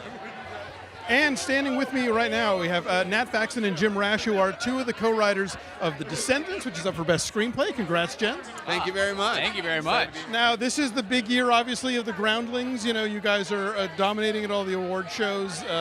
You're so many of you up for Oscars tomorrow. What does improv training do for a writer? A lot. I mean, I think our particular training really focuses on characters. So I think really delving deep into people and pulling from that and point of view really helps. And then I think improv in general for writers, it's almost like a new choice. It's fun to sort of just like think of new, throw new things out, see where it goes, that kind of thing. Yeah, in writing The Descendants, we just did our bits in our office. We just walked around and played different characters. And I was mostly the woman in the coma. Yeah. And we just gave suggestions where you might find a woman in a coma. So we did Descendants in a barbershop, we did Descendants at a carnival, we did Descendants in the back of an 18-wheeler, really creative stuff. And then we said, you know what, let's just go, what makes sense? A hospital. Yeah. Now, you guys are both performers. Do you see, do you want to keep juggling, being on camera with doing the writing? Do you see the writing, taking over? How's it going to play for you guys? No, I think it's important for us to have the balance. I think we both, we started as performers and we sort of got into the writing because we were frustrated by the things that we were reading and going out for, and so sort of a way to, so like, well, let's write something that we would love to be in. And so I think still the ideal goal is for us to write something for ourselves eventually. But yeah, some things we write with ourselves in mind, and some things don't make sense, Now, what's it like getting the call from Alexander Payne? I'm sure for anybody who's in the writing world, that's got to be just, a crazy rush. Yeah, it was quite an honor, and I like the idea that he actually just called us. Out of the blue, he found our number. Hello, hi, this is Alexander Payne, and this is not his voice. Then he talks like he talks like the 40s. Hi, no, it's the 40s. Hey, listen, I got a book called The Descendants. You want in? Call me. It really was. I mean, it's cliche to say, but we already were fans before we got that job, and so it's intimidating because you're getting notes from somebody who you already like his stuff, and you're hoping he didn't tell you to get out. And he also speaks 8 languages and is super intelligent, and so you just already are intimidated just being around him in general, I think, Well, guys, congratulations. Great job on the script, and have a great day today. And let's get back to Kristen and Elvis on the stage. Thanks, Alonzo. We are here, of course, with Lee Bingbing, who is presenting the award for Best Director tonight. You look absolutely stunning. Hi, hello, I'm Lee Bingbing. Hi. And we're actually streaming live worldwide right now on Yahoo Movies. What do you want to say to all your fans? Hello, I am Lee Bingbing. This is my first time came here. Everything is very new, it's very fun. Hope everyone like it. Yes, we do. But what was it like when they asked you to come here and be a presenter? Were you excited? Oh yes, you know what? This is the first time I'm gonna present a word on the stage in US. So wow, so exciting and a little bit. I was just gonna ask, are you a little bit nervous? A little bit nervous because I have to speak English on the stage. Wow. Yeah. You're speaking it here too, though. Not that good. Oh no, that's me who's not speaking that well. But I know you from so much work. But one of my favorites, of course, I saw you in Venice in Detective D. Oh my God, I'm so happy to hear that you have watched the movie Detective D. That's one of the favorite movies that I have done. I love my role very much, and I love the movie very much. I hope U.S. audience can see this movie. Well, thank you so much. A lot of people want to talk to you. Have fun tonight. Thank you so much. She looks absolutely amazing. We love all the fashion here today on the carpet. Especially on you, even. Oh, thank you very much. Look at all of the action. It is getting busy, Elvis. Wow. Oh my God, it's turned into a real traffic jam. It went from LA to Manhattan in the space of 45 minutes. And we thought the traffic in LA was bad. Woo. Just getting here, my God. That's very exciting. So many incredible filmmakers here. Really But still, is awesome. I'm still really seeing that connection again between the Oscars and the Spirit Awards. That when they get shorter all the time. Wow, look at that line of paparazzi. I love you more. How are you? That is not at all intimidating, that line of paparazzi. It's great. I'm doing well. We're right here. We're just having to grab Giancarlo Esposito. Hey, how are you? Whose work Hello. goes back to Nice to see you. Good to see you. Nice No. to see you. Just we step by and say hi. Thank you, man. Yes. Good to see you. Take care. Thank you. So many people here today. This is incredible. I know. Yes, absolutely. Hello. Oh, Kate God, Kate Beckinsale, of course. How are you? Look stunning. Oh my goodness. Did From you Cold Comfort Farm to this. Oh my God. Oh, yeah. So you've been to the Spirit Awards before? I have, yes. It's not as windy this year. But you're dressed like it's not very windy at all. I know, My well, God. I was hopeful. You look like you're about to go out and kill some vampires again or something in this outfit. Really? Oh, what a shame. And you actually had the honor of announcing all the nominees for the Spirit Awards, I did, didn't you? Yes, that was really nice. Yeah. Were you at all surprised by any of the nominees? Who are some of your favorites? Oh my goodness. Well, I was very happy that I had done a degree in French, so I didn't mess up any of the people who worked on the artist. No, I felt kind of confident about that one, so that was good. But no, I really love a lot of the films. I'm really excited about this one. I get to introduce Best Foreign Film, so that's nice. And you've been in so many great movies. What does independent film mean to you, since it's all about celebrating the spirit of the indie today? Well, I mean, having done both, I feel like most actors are more comfortable in an independent film because that's really where we get to kind of indulge what we love the most, and that's really encouraged. I just wish they were making more of them at the moment. So it's nice to celebrate the ones they are making. And so many people are excited to see you, but who are you excited to see today? I don't know. I'm quite excited to see Bill Macy actually over there. But I don't know. I'm hoping to see Michael Shannon. We survived Pearl Harbor together, and I think he's brilliant in this movie. I have the Japanese poster for Pearl Harbor, which shows the ship going down. Oh, no way. Yes, it does. Such poor taste. Let's say nothing else about Pearl Harbor. Right, let's not. But you must love it because you basically got your start working in films that were the UK equivalent of independent film. Yes, this feels like films. The other stuff feels like a trippy experience. So yes, this is much more my cold comfort zone. Nice. Well played. Oh my God. Were you in Cold Comfort Farm? Why, yes, you were. Yes, I was in the 1940s. Thank you. I'm older than she is, so don't listen to her. What do you think about the nominees? Of course, you mentioned Michael Shannon. Did you see Take Shelter? Yes, I thought he was so good in that, so I'm very excited for him. But yeah, it was exciting being part of. I just got thanked for correcting somebody's movie name during the awards, so it's nice that I was kind of a little OCD about that. I think the guy who was introducing said Bombay Beaches, and I had to say no, it's Bombay Beach. Apparently, her father's very happy that I corrected. So you're a movie fan? Well, yeah. No, sometimes actors have so little time because they're working, they don't have time to watch movies. Yeah, I don't get a babysitter as often as I would like, but we do like movies in our house. Is that way do you like to go out and so you can see if they're directors you want to work with? I mean, that's a way to keep up what's going on in the landscape. Yeah, absolutely. And I love all kinds I love independent movies, but I do like a big silly one as well. So I'm not a snob about that stuff. Mm-hmm. Okay, yes ma'am. I'm not here to disagree with you. You're in so many wonderful projects. We look forward to seeing you soon again. I know a lot of people want to see you. The beautiful Kate Beckinsale, everybody. Wow, she looks so amazing. I think I'm nominating her for Best Dressed. I couldn't stop looking at her. Give us a pan. This is still the best outfit here.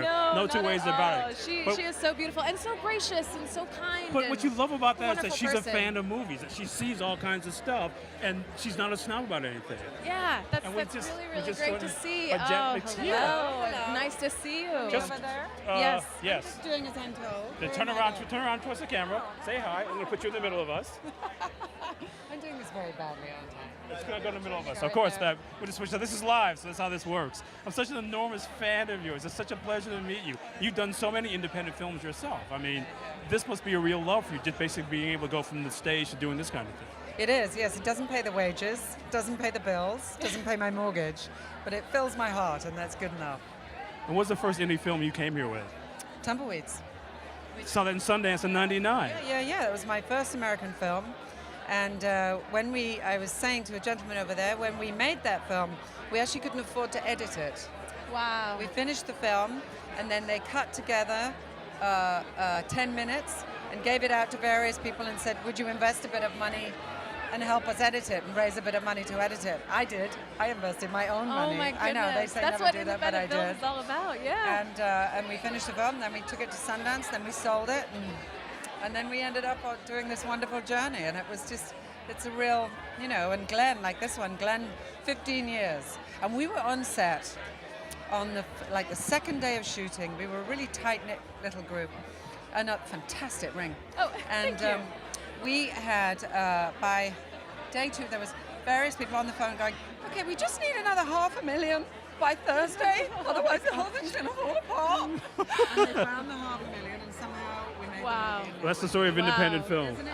Well, congratulations. You were amazing in this role. I know you have a lot of people that are dying to talk to you. Thank you so much. Good luck tomorrow. We're going to check in with Alonzo.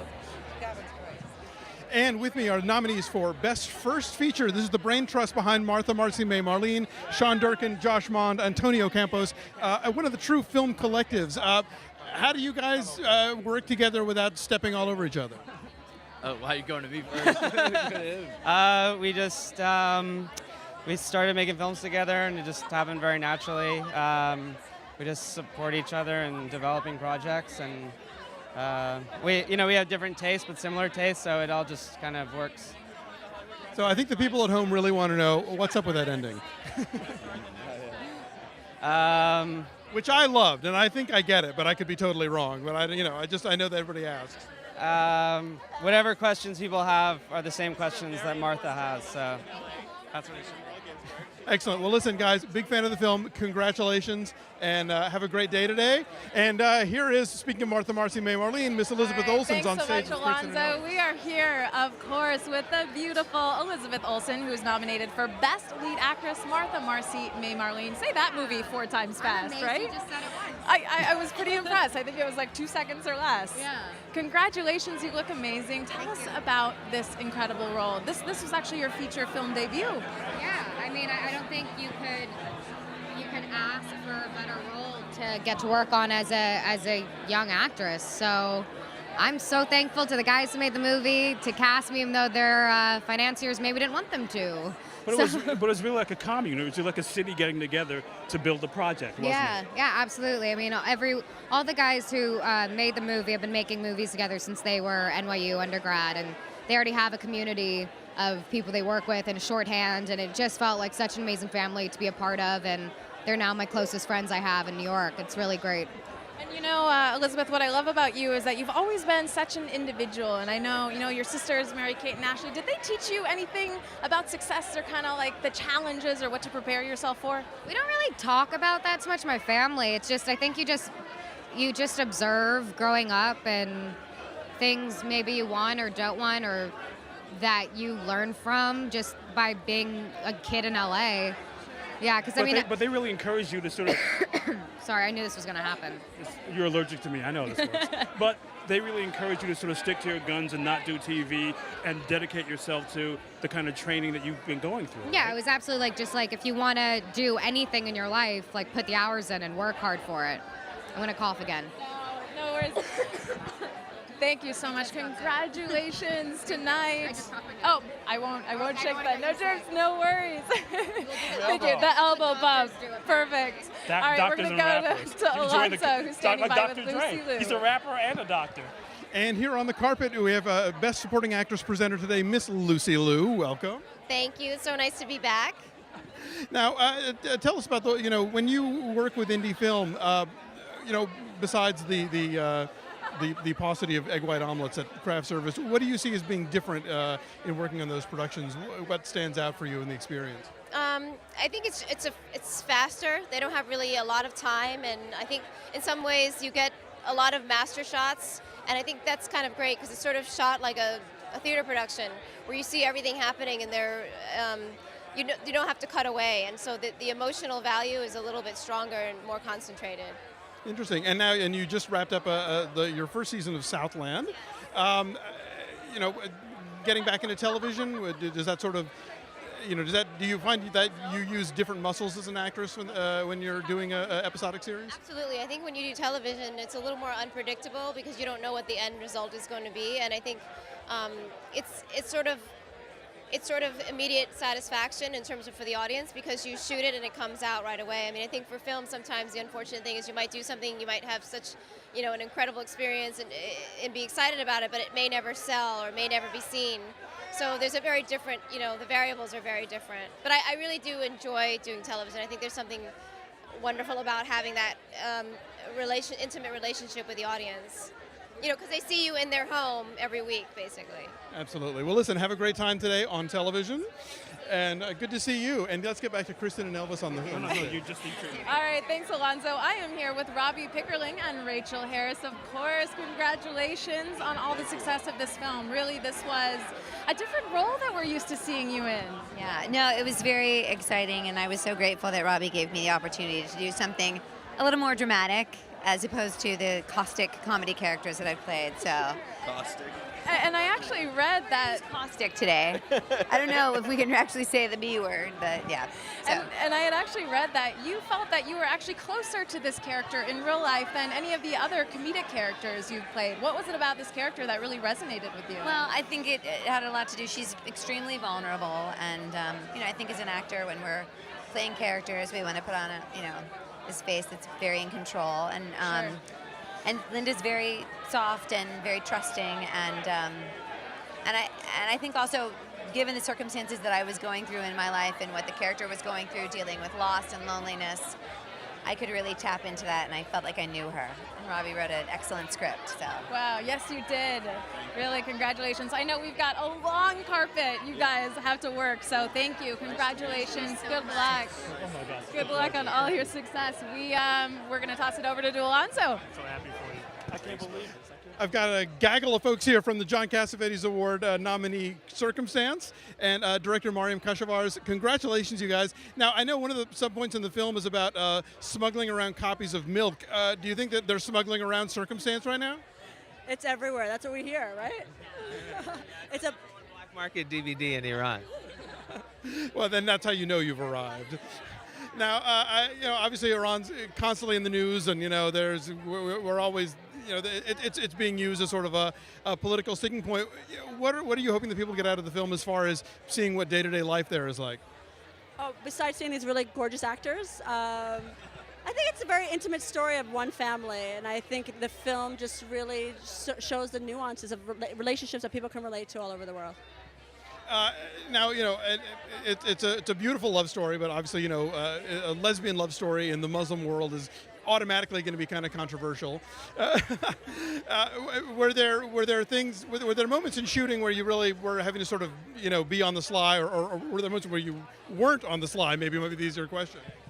Yeah, we're always on the sly. It's good to be, underground as much as possible. But also, just the reality is just to create a safe space, like any director, for actors to feel free, even though the environment was challenging. And that's what these guys, the producers do. But as a team, I think we all believed in the same thing, to make the story and to make it as well as we could. And so that passion and that safe space, I think, was felt throughout the production. Excellent. Well, now you're up for the John Cassavetes Award. What's your favorite John Cassavetes movie?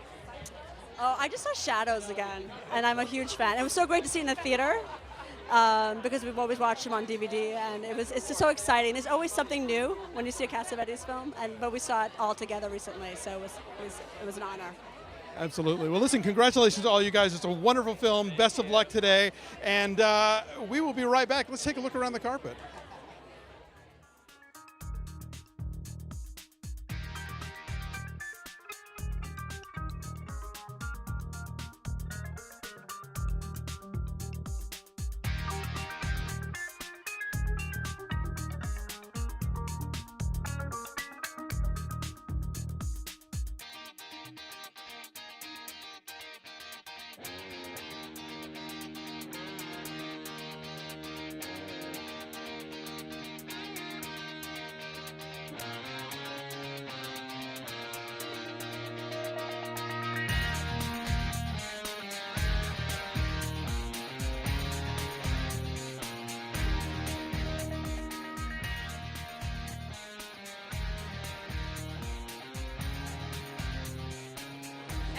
Welcome back, everyone. We are streaming live worldwide right here on Yahoo Movies, and we're standing here with the one and only William H. Macy. Hello. One of my favorite actors and one of my favorite people. Oh, thank you, thank you, thank you.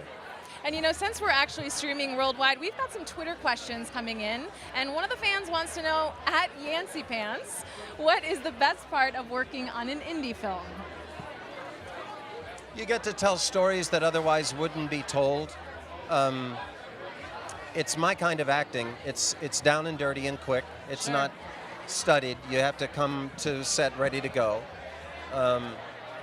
You rely on your first impulses.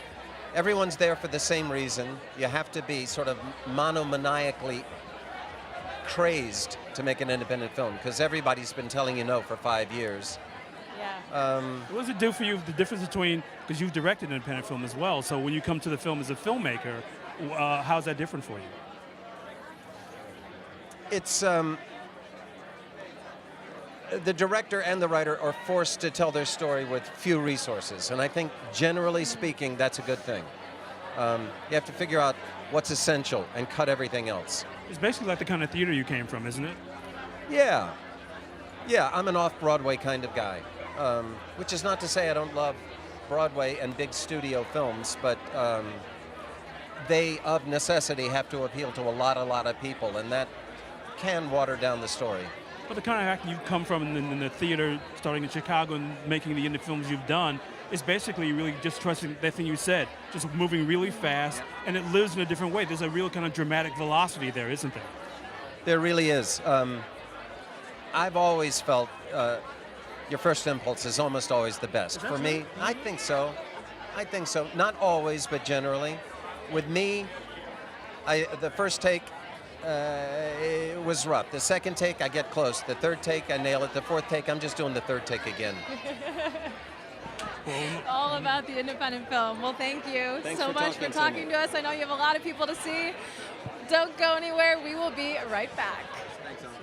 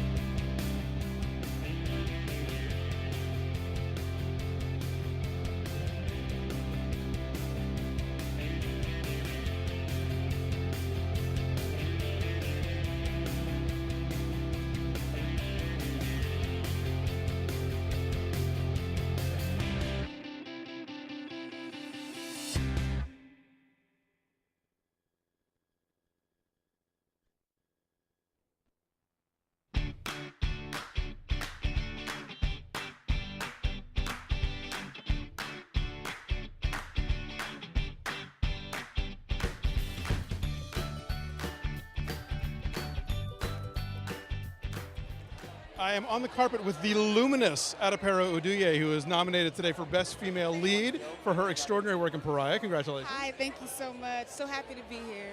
Now, I got to ask, were you watching the Golden Globes when Meryl Streep gave you a shot? I was watching. I was at the Beverly Hilton at the focus party, just watching, and I was in shock. Everything went black. It was surreal. Is not even the word. It's not even. This is the word. That's the word, yeah. Well, it was very well deserved. Now, I have to tell you, I'm a big Louis fan. So I, of course, remember you from the episode where he follows you clear across New York in the hopes of getting somewhere with you.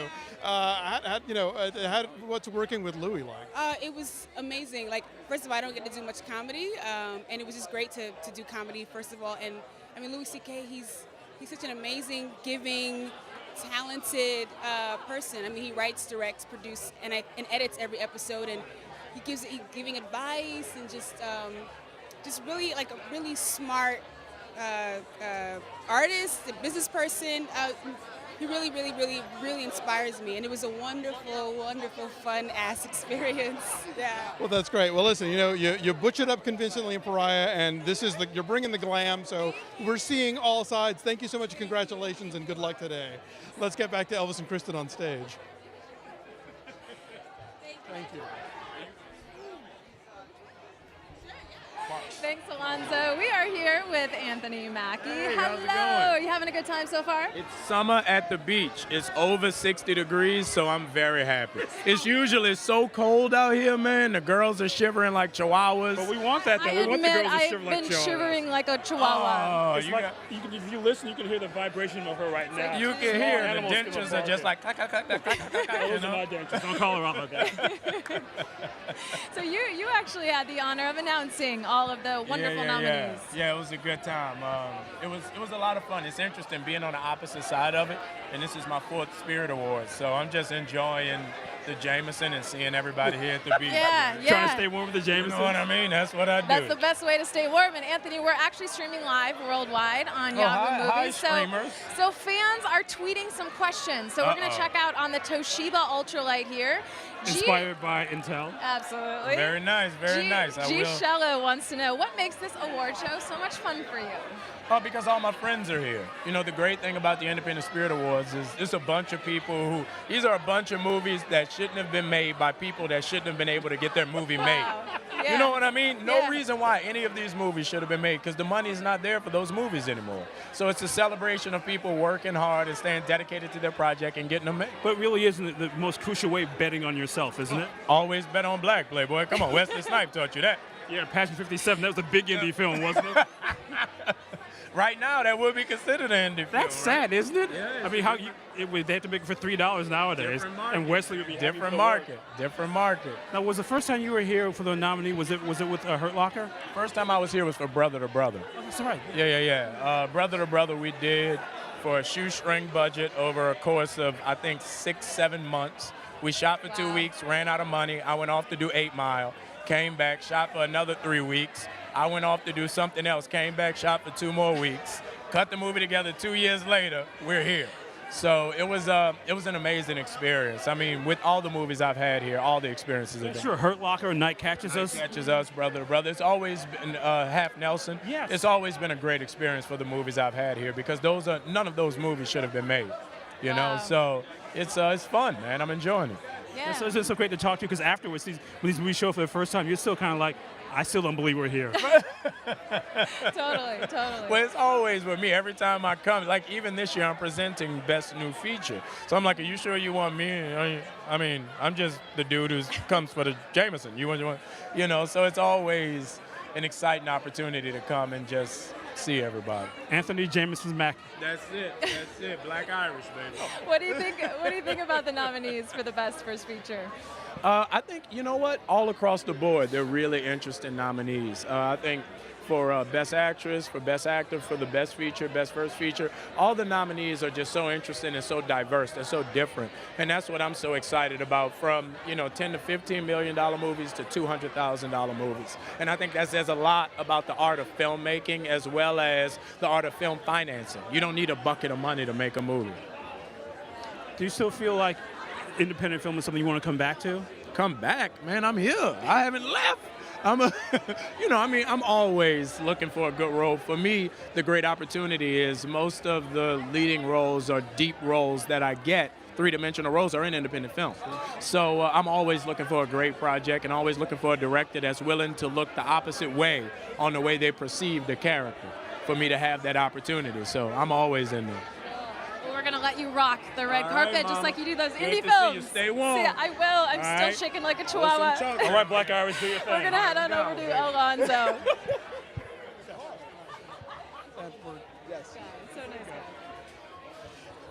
I'm here on the carpet with Matthew Lillard, who is co-star of the multi-nominated The Descendants. Congratulations. Thank you very much. Very exciting. Now, oddly enough, this is a movie with a lot of comedy guys. We talked to Nat Faxon and Jim Rash before. You obviously come from a very strong comedy background, but it's a lot of drama in the film, particularly your role, certainly. Was this a fun stretch for you? Well, yeah, it's a great reintroduction into films, being an adult. I did a lot of films back in the 90s, and it was a good chance to come back, kind of reinvent myself, and it's nice to be validated by a director like Alexander Payne. I think he's one of the best, and I'm proud of the work. Excellent. And had you and Judy Greer worked together before? Sure, yeah. I mean, that's the thing. I think that comedy is infinitely more difficult to do. Everyone has drama in their life, but comedy comes from being beaten up in high school. So It's harder to do, and it's nice that somebody like Alexander takes you as the person you are, the person that auditions, and not just what the stereotype is or what he expects, what Hollywood expects of you. Excellent. Well, listen, great work. Already? I know. Who are you going to throw to? I'm right here. Don't throw anywhere else. I am not. I am not in control of my own destiny. Despite anyone in the other section, right now. Go. Thank you very much. Thank you, sir. That's funny. All right, guys, we are here, of course, with Michael Shannon, Jessica Chastain, Jeff Nichols, all from the incredible film Take Shelter. What an incredible film it is. Thank you. I like it too.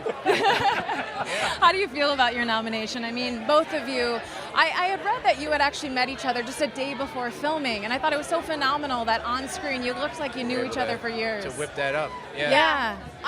When we first met, Mike was very tired. He just came off doing another job, showed up late at night. Jeff, in his wisdom, decided we should all meet.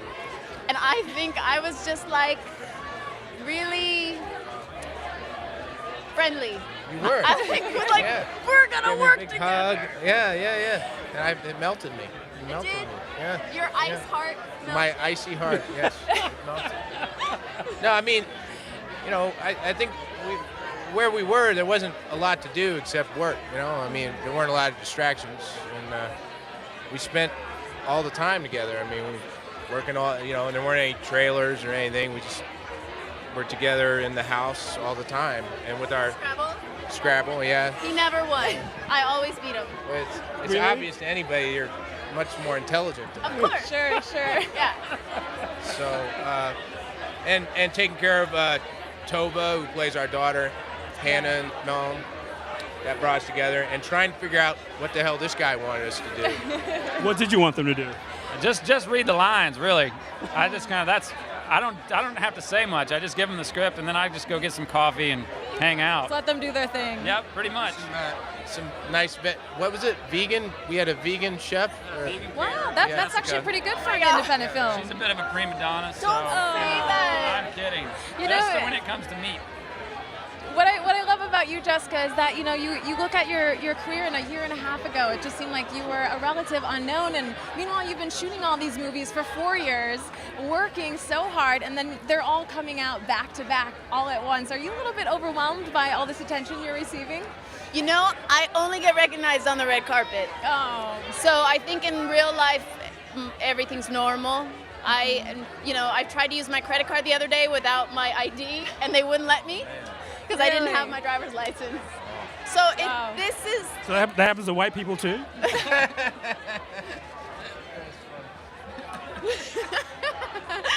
But yeah, my life... to Bob Dylan, apparently. Does it? I've heard stories about Bob Dylan walking around after a concert getting picked up by the cops. You ever heard this story? No. It was somewhere in New Jersey. He played a concert, and he just wanted to take a walk afterwards and decompress, and some cop pulled him over and tried to take him to a funny farm. Well, he was like, I'm Bob Dylan. Yeah. All right, guys. Well, thank you. We're going to let you get down that red carpet. Have fun tonight, and congratulations. We're going to take a look around at all the busyness here at the red carpet. Thanks again, guys. Have fun.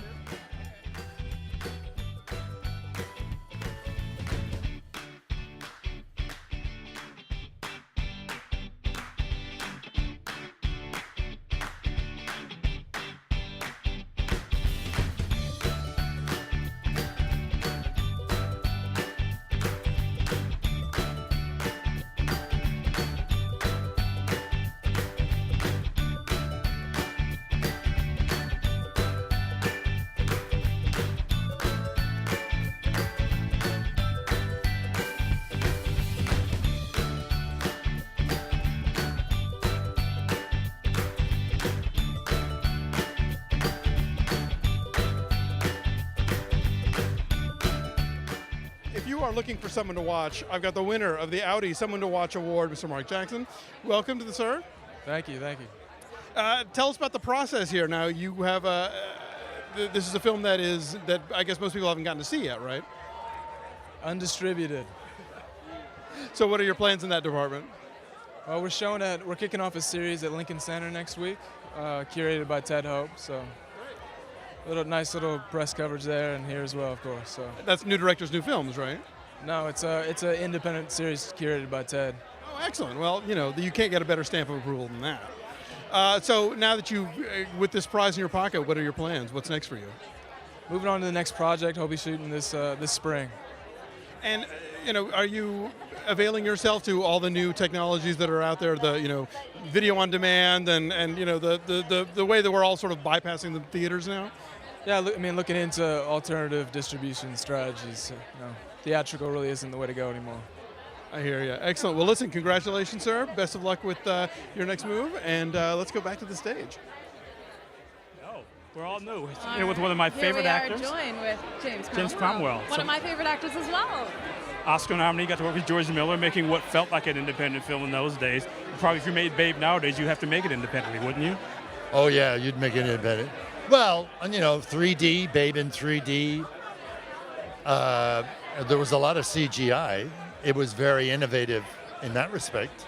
And it was a very innovative film because of the way he shot it.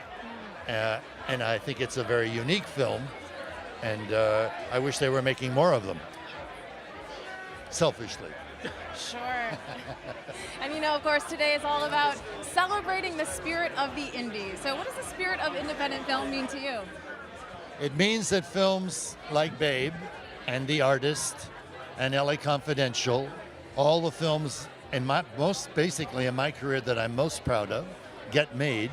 Sure. Because someone with the money has the vision to trust an artist to come up with a work of art and the public to accept that and embrace it. Wow. Instead of making something that everybody who's making it knows is marginal at best and then throwing hundreds of millions of dollars at it and a big publicity and telling people this is the film you have to see. And they come out of the theater and the first thing they think of is, where did I park the car? Sure. Whereas when they come out of The Artist, they have a big smile on their face and they have been transformed and inspired and they're in love with the thing. Wow, well said. I just got chills. No kidding. That's and what it's all not about, just from the Santa Monica Breeze Yeah. either, but it must be great for you for Film with the Artist growing up in a movie family and having a film that kind of harkens back to that kind of old school glamour your dad was responsible for. And my mother. Yes. Well, they weren't in that era. They were a little after. My father came just for the transition. But I didn't actually make a connection until I saw the film and realized, of course, that's the Hollywood that he came to. And she was Cecil B. DeMille's first leading lady when he moved into sound. So I realized that all those buildings and that event that was happening to George, the people who held on to the silent era, was what my father, he must have been surrounded by those people. Adolphe Maju, who actually testified against my father, he was a silent. I wish his career had stopped, but no bitterness my there. gosh. Right? Thank you for that time. Thanks so much. Have fun My today. pleasure. Thank you. Congrats Will on all do. your success. Wow, so many stars, so many talented filmmakers here. It really is incredible. Absolutely. So we're going to take a look at all the red purple carpet action, actually. Take a look, Elvis. It's Look so at that. glamorous out there. There's stars everywhere.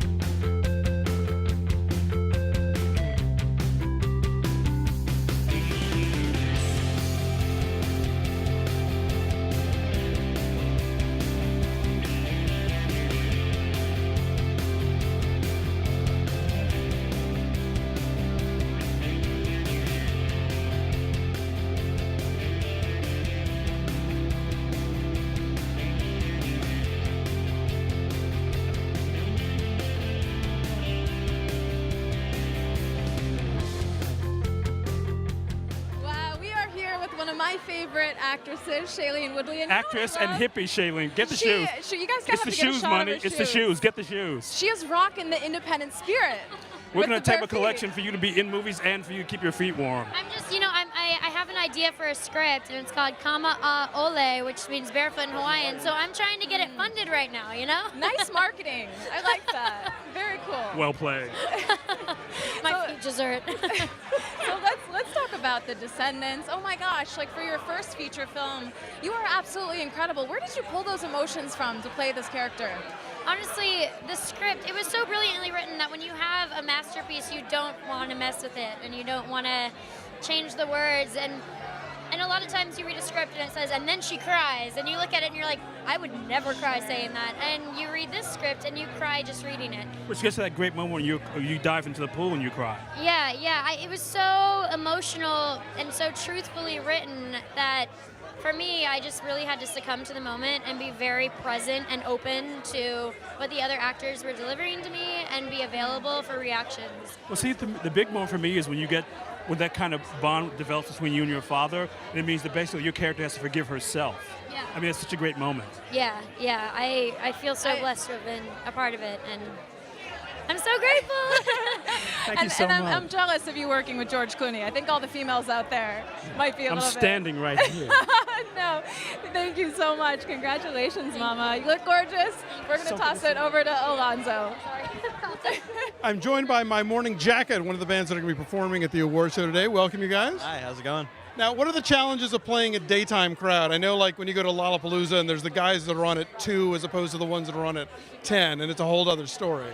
It is. You have to play with sunlight as opposed to darkness. There's a lot of factors. It's more like a sporting event in the daytime. There's more, it's more present somehow in good and bad ways.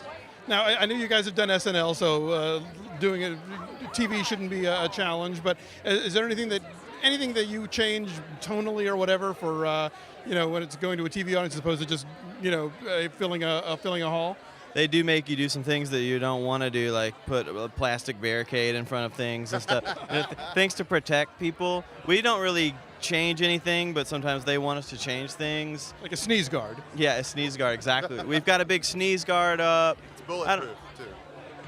Because you never know. You never know. We don't want to ruin Ben Kingsley's suit, so we're trying to keep the sweat off the people. Sir, Ben Kingsley. We're wearing a lot of wristbands, headbands. Excellent. Well, listen, Break a Leg, you guys have a good day. Thanks for checking out. And let's check out what's going on with Elvis and Kristen at the main stage. All right, thanks, Alonzo. We are here with the very talented team of Margin Call, of course. The writer-director J.C. Chandor and his producer Robert Altman Award. Wow. Zachary Quintal. Yeah. Tell us about this award and what it means to you. It's such an honor. I mean, for me as an actor in the movie, in and of itself, it's an incredible recognition, and that all of these titans of our craft came together to make this little movie with us. That's an honor. And then as a producer of the movie who was like involved in trying to wrangle them all and work out schedules and climb the mountains that were necessary to get them all here, it's just so wonderful. I've always wanted, this is my first time here. I've always wanted to come to the Independent Spirit Awards and have a reason to be here. And I'm so proud of this guy. I'm so happy to be by his side and celebrating this and the Oscars. And I know, only the Oscars and the Spirit Award, right? We got a big day tomorrow awesome. too. I think we'll be watching, but it's going to be a fun day. But we were just saying, we interviewed in August of last year. Well, I just remember talking to all you guys at Sundance last year. Yeah. Which was champion of the movie from then on, so grateful for that. So what a ride! We are so happy to be here. I said I wasn't going to come here until I had a movie to show somebody. I finally made it. But you know what's great about it is that there's real filmmaking excitement in the movie. It kind of gives it this motor besides the storytelling. Yeah, we had a challenge, where I knew I was going to have to rely on these actors, which is what's so amazing about this. The Robert Altman Award, a guy I've admired, my entire life, and to have the ensemble that we had come together and all these actors basically take a story that could have gone off the rails and been nothing, and with the energy of these actors, made it this like pot boiler somehow, and it's something we're really proud of that we pulled that off, because we only said one thing leading in this is we didn't want to make a boring movie, and I think we pulled it off. So somehow. It was so good, and you know, independent film comes with a lot of challenges, and you guys are obviously just so pumped to be here after all that hard work. Yeah, and that's the great thing about celebrating with all the people that are here, all the nominees, all the people that are getting recognized tonight. It's like today, it's like, you know, it is an incredible challenge to get a movie off the ground, you know, when you don't have the studio machine behind you, and so it's all that more gratifying when it happens. It's awesome. Congratulations. We're going to let you guys get back to the purple Thanks carpet. so much. Have fun. Thank you. Thank you. Great job. Wow, Margin Call. Phenomenal movie. What do you think? I think I mean, just being there with that first screening. Oh my God. Here he is. How are you? Nice to see you. Hello, sir. Please come join us over here. Fantastic. Am I on the right X? You are on the right X, and we're actually streaming live worldwide on Yahoo Movies right now. Yes, we are. Say hello to all your Yahoo fans. Yes, right over to there. all the Yahoos? All the Yahoos, yes, all the Yahoos. Hey, Yahoos. When was the first time you came to the Spirit Awards? How long ago was it? You know, I can't remember, but it was a while ago. Yeah, it felt much younger and much you look great. simpler. Really simpler? Simpler. Yes, that simpler? Yeah. Okay. No, I remember. It's always been nice, though, because it's on the beach and it's relaxed. And Sure. Well, I mean, it feels like to me, unlike other award shows, where everybody's so happy to be here just because of the effort it takes to get the movie made, that the actual award is almost just icing on the cake. It's true. I mean, there's a lot of films here that, you know, can use the push and the profile that this award show gives it. So that's cool. So it's, yeah, it feels like a community coming together and kind of beating their chest and having some fun and getting some attention. Well, you just an actor who moves back and forth between big studio films. And I mean, more than anybody else I can think of, you really are somebody who's working. And clearly this for you is a chance to get some real meat and potatoes on your plate when you do these kinds of movies. When I do independent movies? Yes. Yeah, I think usually my greatest opportunities are found in independent films, because that's where filmmakers that, you know, have very personal visions and are working them out are. That's often where the risks are, just by the nature of anytime you start to be involved with the business of making movies, and that's your business, you have to calculate the effect of things much more. So a lot of movies here that are just, you know, made on a lot of passion, a lot of blood, sweat, and tears. And when they come together well, that's the sweetest. And I think that's what I love about the Spirit Awards is that people are just so excited to be here because, like you said, they got the film done. They couch served. They had no craft services. It literally was blood, sweat, and tears. And I think that's what's so amazing about it all. Absolutely. Yeah. So who are you excited to see tonight? Who am I excited to see tonight? Friends, old friends. And people that I don't know, but I've seen and I like. You know, sometimes you meet people that you admire or you like, and you bump into them and talk to them, and gives you a little bit more information and a new take on them. Sure. Well, I know a lot of people want to see you tonight, so we're going to let you have fun on the purple carpet. Thank you so much. Congrats with all of your success. We're going to take a look around at more of the purple carpet action.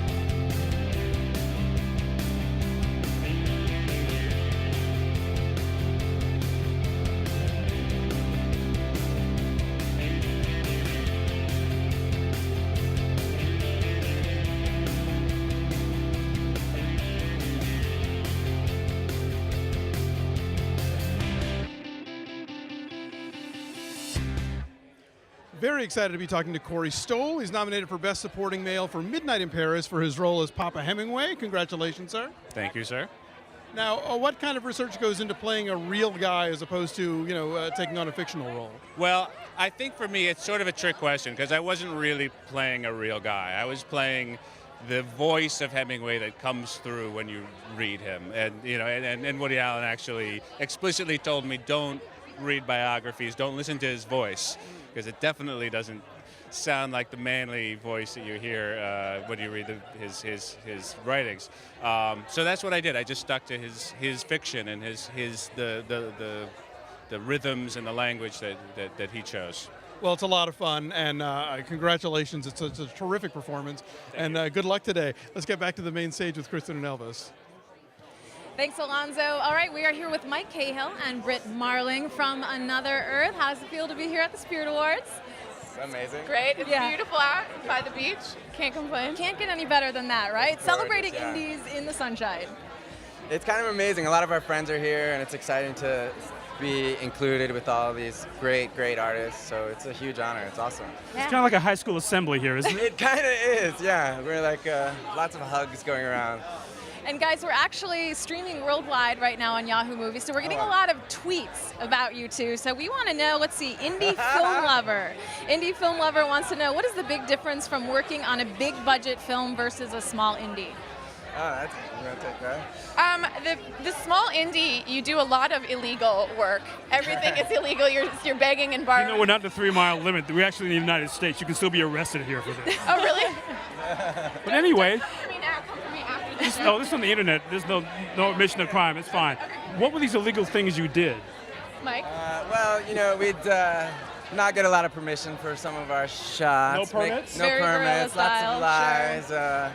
We ended up in a jail trying to shoot something in a jail for free, and then the cops came after us, and then that was a bit of a mess, but we talked We them ended out. up in jail, yeah, but we talked out of it. We talked them out of that, yeah. So this clearly doesn't happen on a big budget film for all of you people watching. Mike Not actually the norm. talked the police officer into being in the film, and then later into closing down an intersection so he could shoot the car accident scene.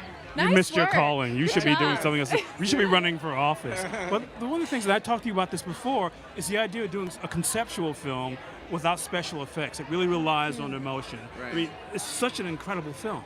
Thank you so much. I think the power of the imagination is really strong, and when you have a super limited budget, that's like your biggest gift, is to be able to use the imagination of the audience. So we kept our effects very streamlined and simple, and allowed for people to imagine what it would be like to have 7 billion doppelgangers up in the sky. So. Wow. Well, congrats. We're going to let you rock the red carpet just Thank like you you. did this film. Thank you. Lovely. Congrats, guys. Thank you. Have fun. All right, so we've got Julia Ormond coming up.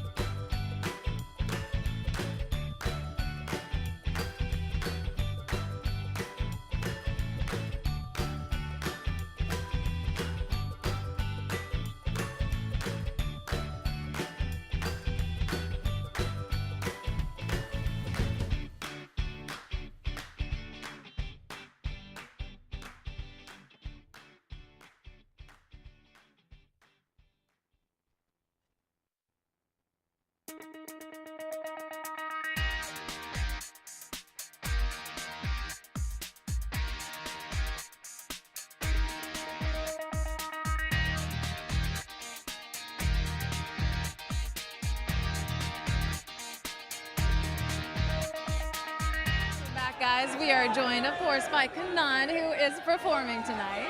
Yes, I am. Are you excited? Are you nervous with all those performances under your belt? Do you ever get a little bit of anxiety before you hit that stage? You do. I mean, you always do, but it's always about the wrong things. It's never really about your ability as an artist or your ability to connect. It's so often about environment or sound or how will it feel to play a certain song. It's always artificial, but a song is always a song. You know? How do you choose the material to do here? I normally like to play the song that feels like the moment I'm in. I don't like to imagine. I don't like to kind of perceive a concept and say, this is what the crowd is like, so I will play this. I usually just kind of feel it out and play what's happening. Wow. And what does indie film mean to you? Quite a lot. I mean, I'm a big fan,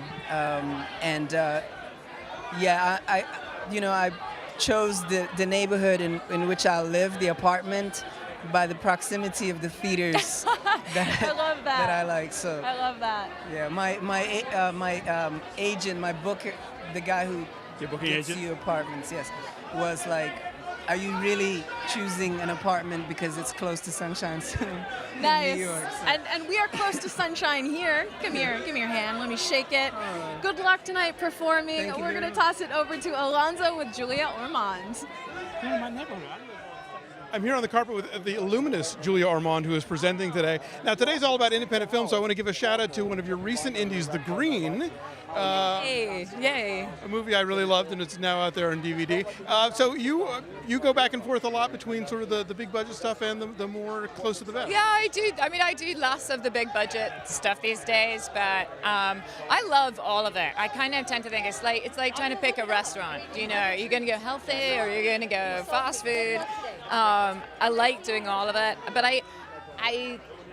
for me, the independent voice is something where it just shares stories that break formula, that challenge formula. It's all connected.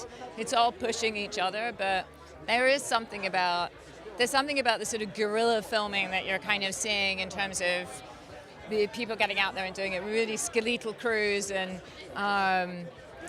that it sort of brings it back to an almost kind of old style theater. It's like, you know, it's like doing non-profit theater or something in film, and it's really great because people in that circumstance, everybody's allowed to take risk. So I love it. Yeah. Excellent. Well, listen, have a blast today. It was so good to see you. And let's check out what's happening with Elvis and Kristen on the main stage.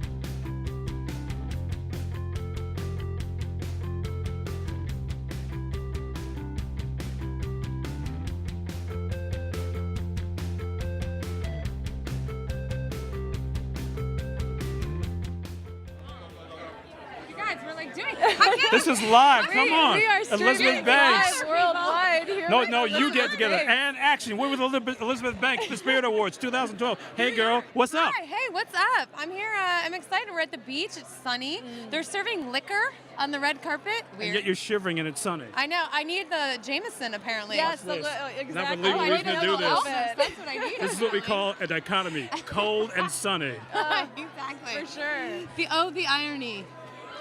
So tell us about the award you are presenting tonight. I'm presenting Best Screenplay with Joseph Gordon-Levitt.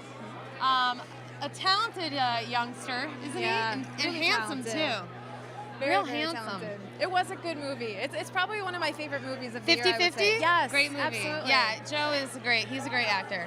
And I'm excited for I have no idea who's going to win, like, Best Actress. I think this is a really cool race.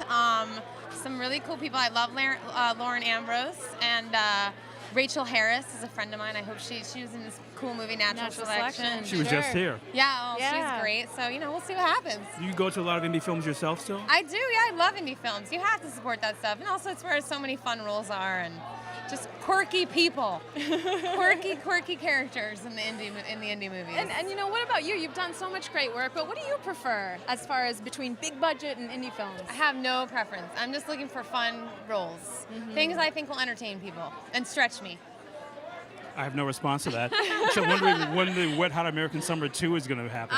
They're apparently writing it. That's what they tell me. You believe?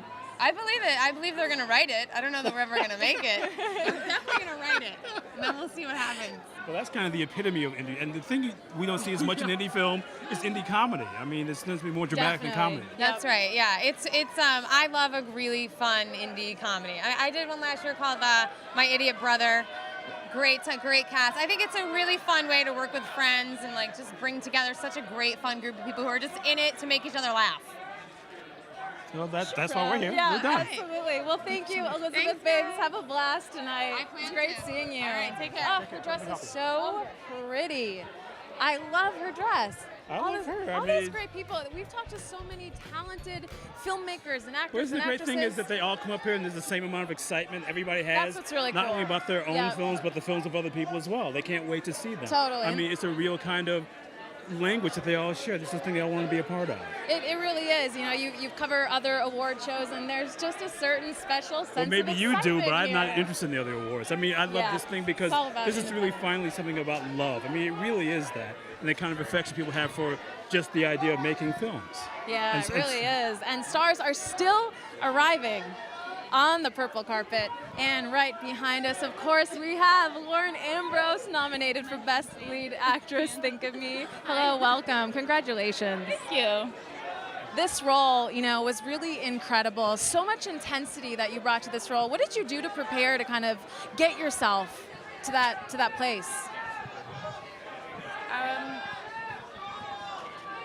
I found the script to be very moving, and the making of the movie was really grueling, and it was actually pretty harrowing. It's a pretty hard. How? We just had a lot of things go wrong in making the movie, and I was on my own a lot. Actually, my husband Sam came and helped me work on it, and he's a director, and that was I was really grateful for that. I really don't know how else I would have done it. What was it like for the two of you to get a chance to work together? That had to be pretty special.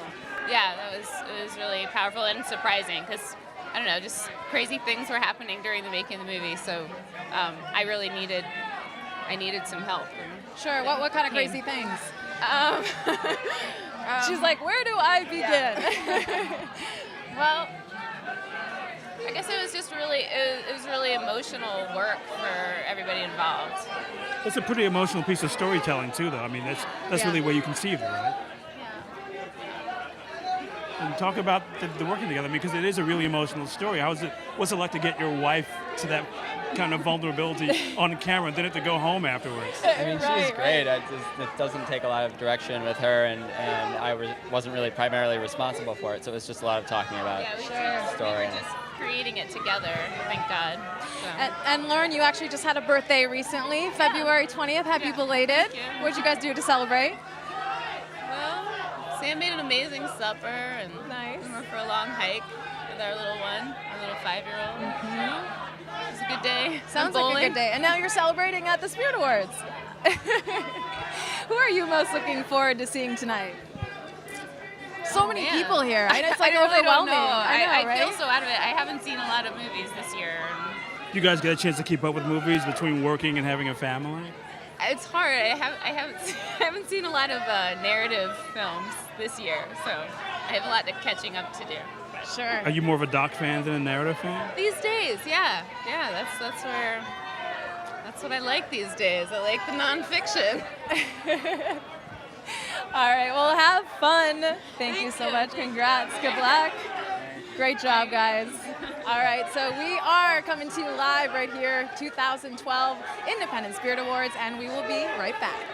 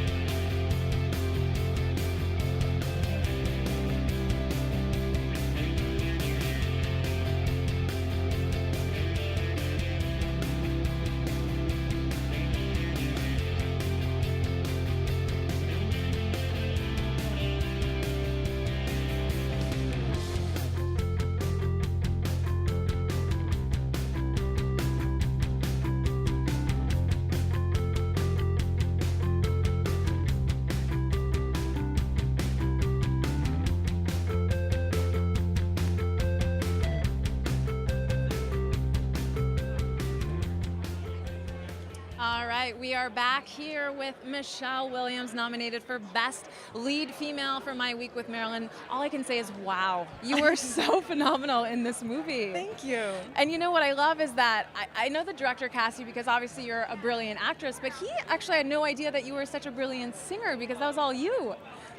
It was all me, for better or worse, it's all me. Wow, and you know, the singing and dancing scenes, you didn't use any pre-recorded tracks. What was that like as an actress, kind of having to transform yourself into that singing role for the first time? Oh gosh, I couldn't do it to a sort of guide track. It felt fake and phony and it threw me off, so it was pretty much live. But apropos of that, I mean, it was all about her saying or expressing what she was feeling in her heart at whatever time that was. You know, all these things coming out of her. So it seems appropriate for you to have done it live. I actually read, I didn't know it at the time, but I read, because I continued to research while I was making the movie, and then I came across a little passage that said, while she was making Prince and the Showgirl, she had pre-recorded a track, and then on the day that they went to shoot it, she didn't like hearing her own voice, and so she sang it live. And I was like, oh. Wow, there you go. And I know you did so much research for this. How much access did you have to some of Marilyn's personal belongings? Oh, none. My only access was the same as yours or yours. It was just the internet and books and movies. I didn't know anybody that knew her. I didn't get to look at anything that might have belonged to her. I was just a sort of an audience member. Well, the thing I was telling you before when we talked about this is I really feel it's a movie about the end of an era and the beginning of a new era. It's a new kind of art starting in the film. Yeah, absolutely. Absolutely. It's a culture clash. Yeah. It's America descending on Britain. And also America changing the world. I mean, once the Brits, because Olivia eventually gave the same kind of performance that she did in The Entertainer. Exactly. Yeah. Here comes rock and roll. And I have to ask you about your gorgeous outfit. You look amazing. Thank you. Who's it by? Oh, I knew you were going to ask me that, and I can't quite remember. No, I'm it's so okay. sorry. Well, your shirt says Louis Vuitton. Cute. Okay, then, well, maybe. Oh, yes, it's Louis Vuitton. See, I can read. And this, you guys have to get a shot of her. That's your purse? Yeah, it's my purse. The Catcher in the Rye, of course. Very fitting. But people online are actually, because we're streaming live worldwide on Yahoo Movies, so we're getting a ton of tweets asking you, what is the inspiration for your outfit?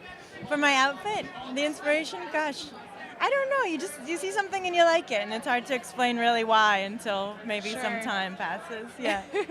And you know, when it comes to My Week with Marilyn, I know you actually shot on the same soundstage that Marilyn shot at, and you got to use her old dressing room. What was that like? It was eerie, in the best possible way.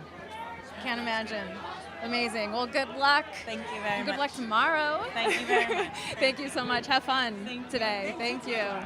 Wow. Michelle Williams, everybody.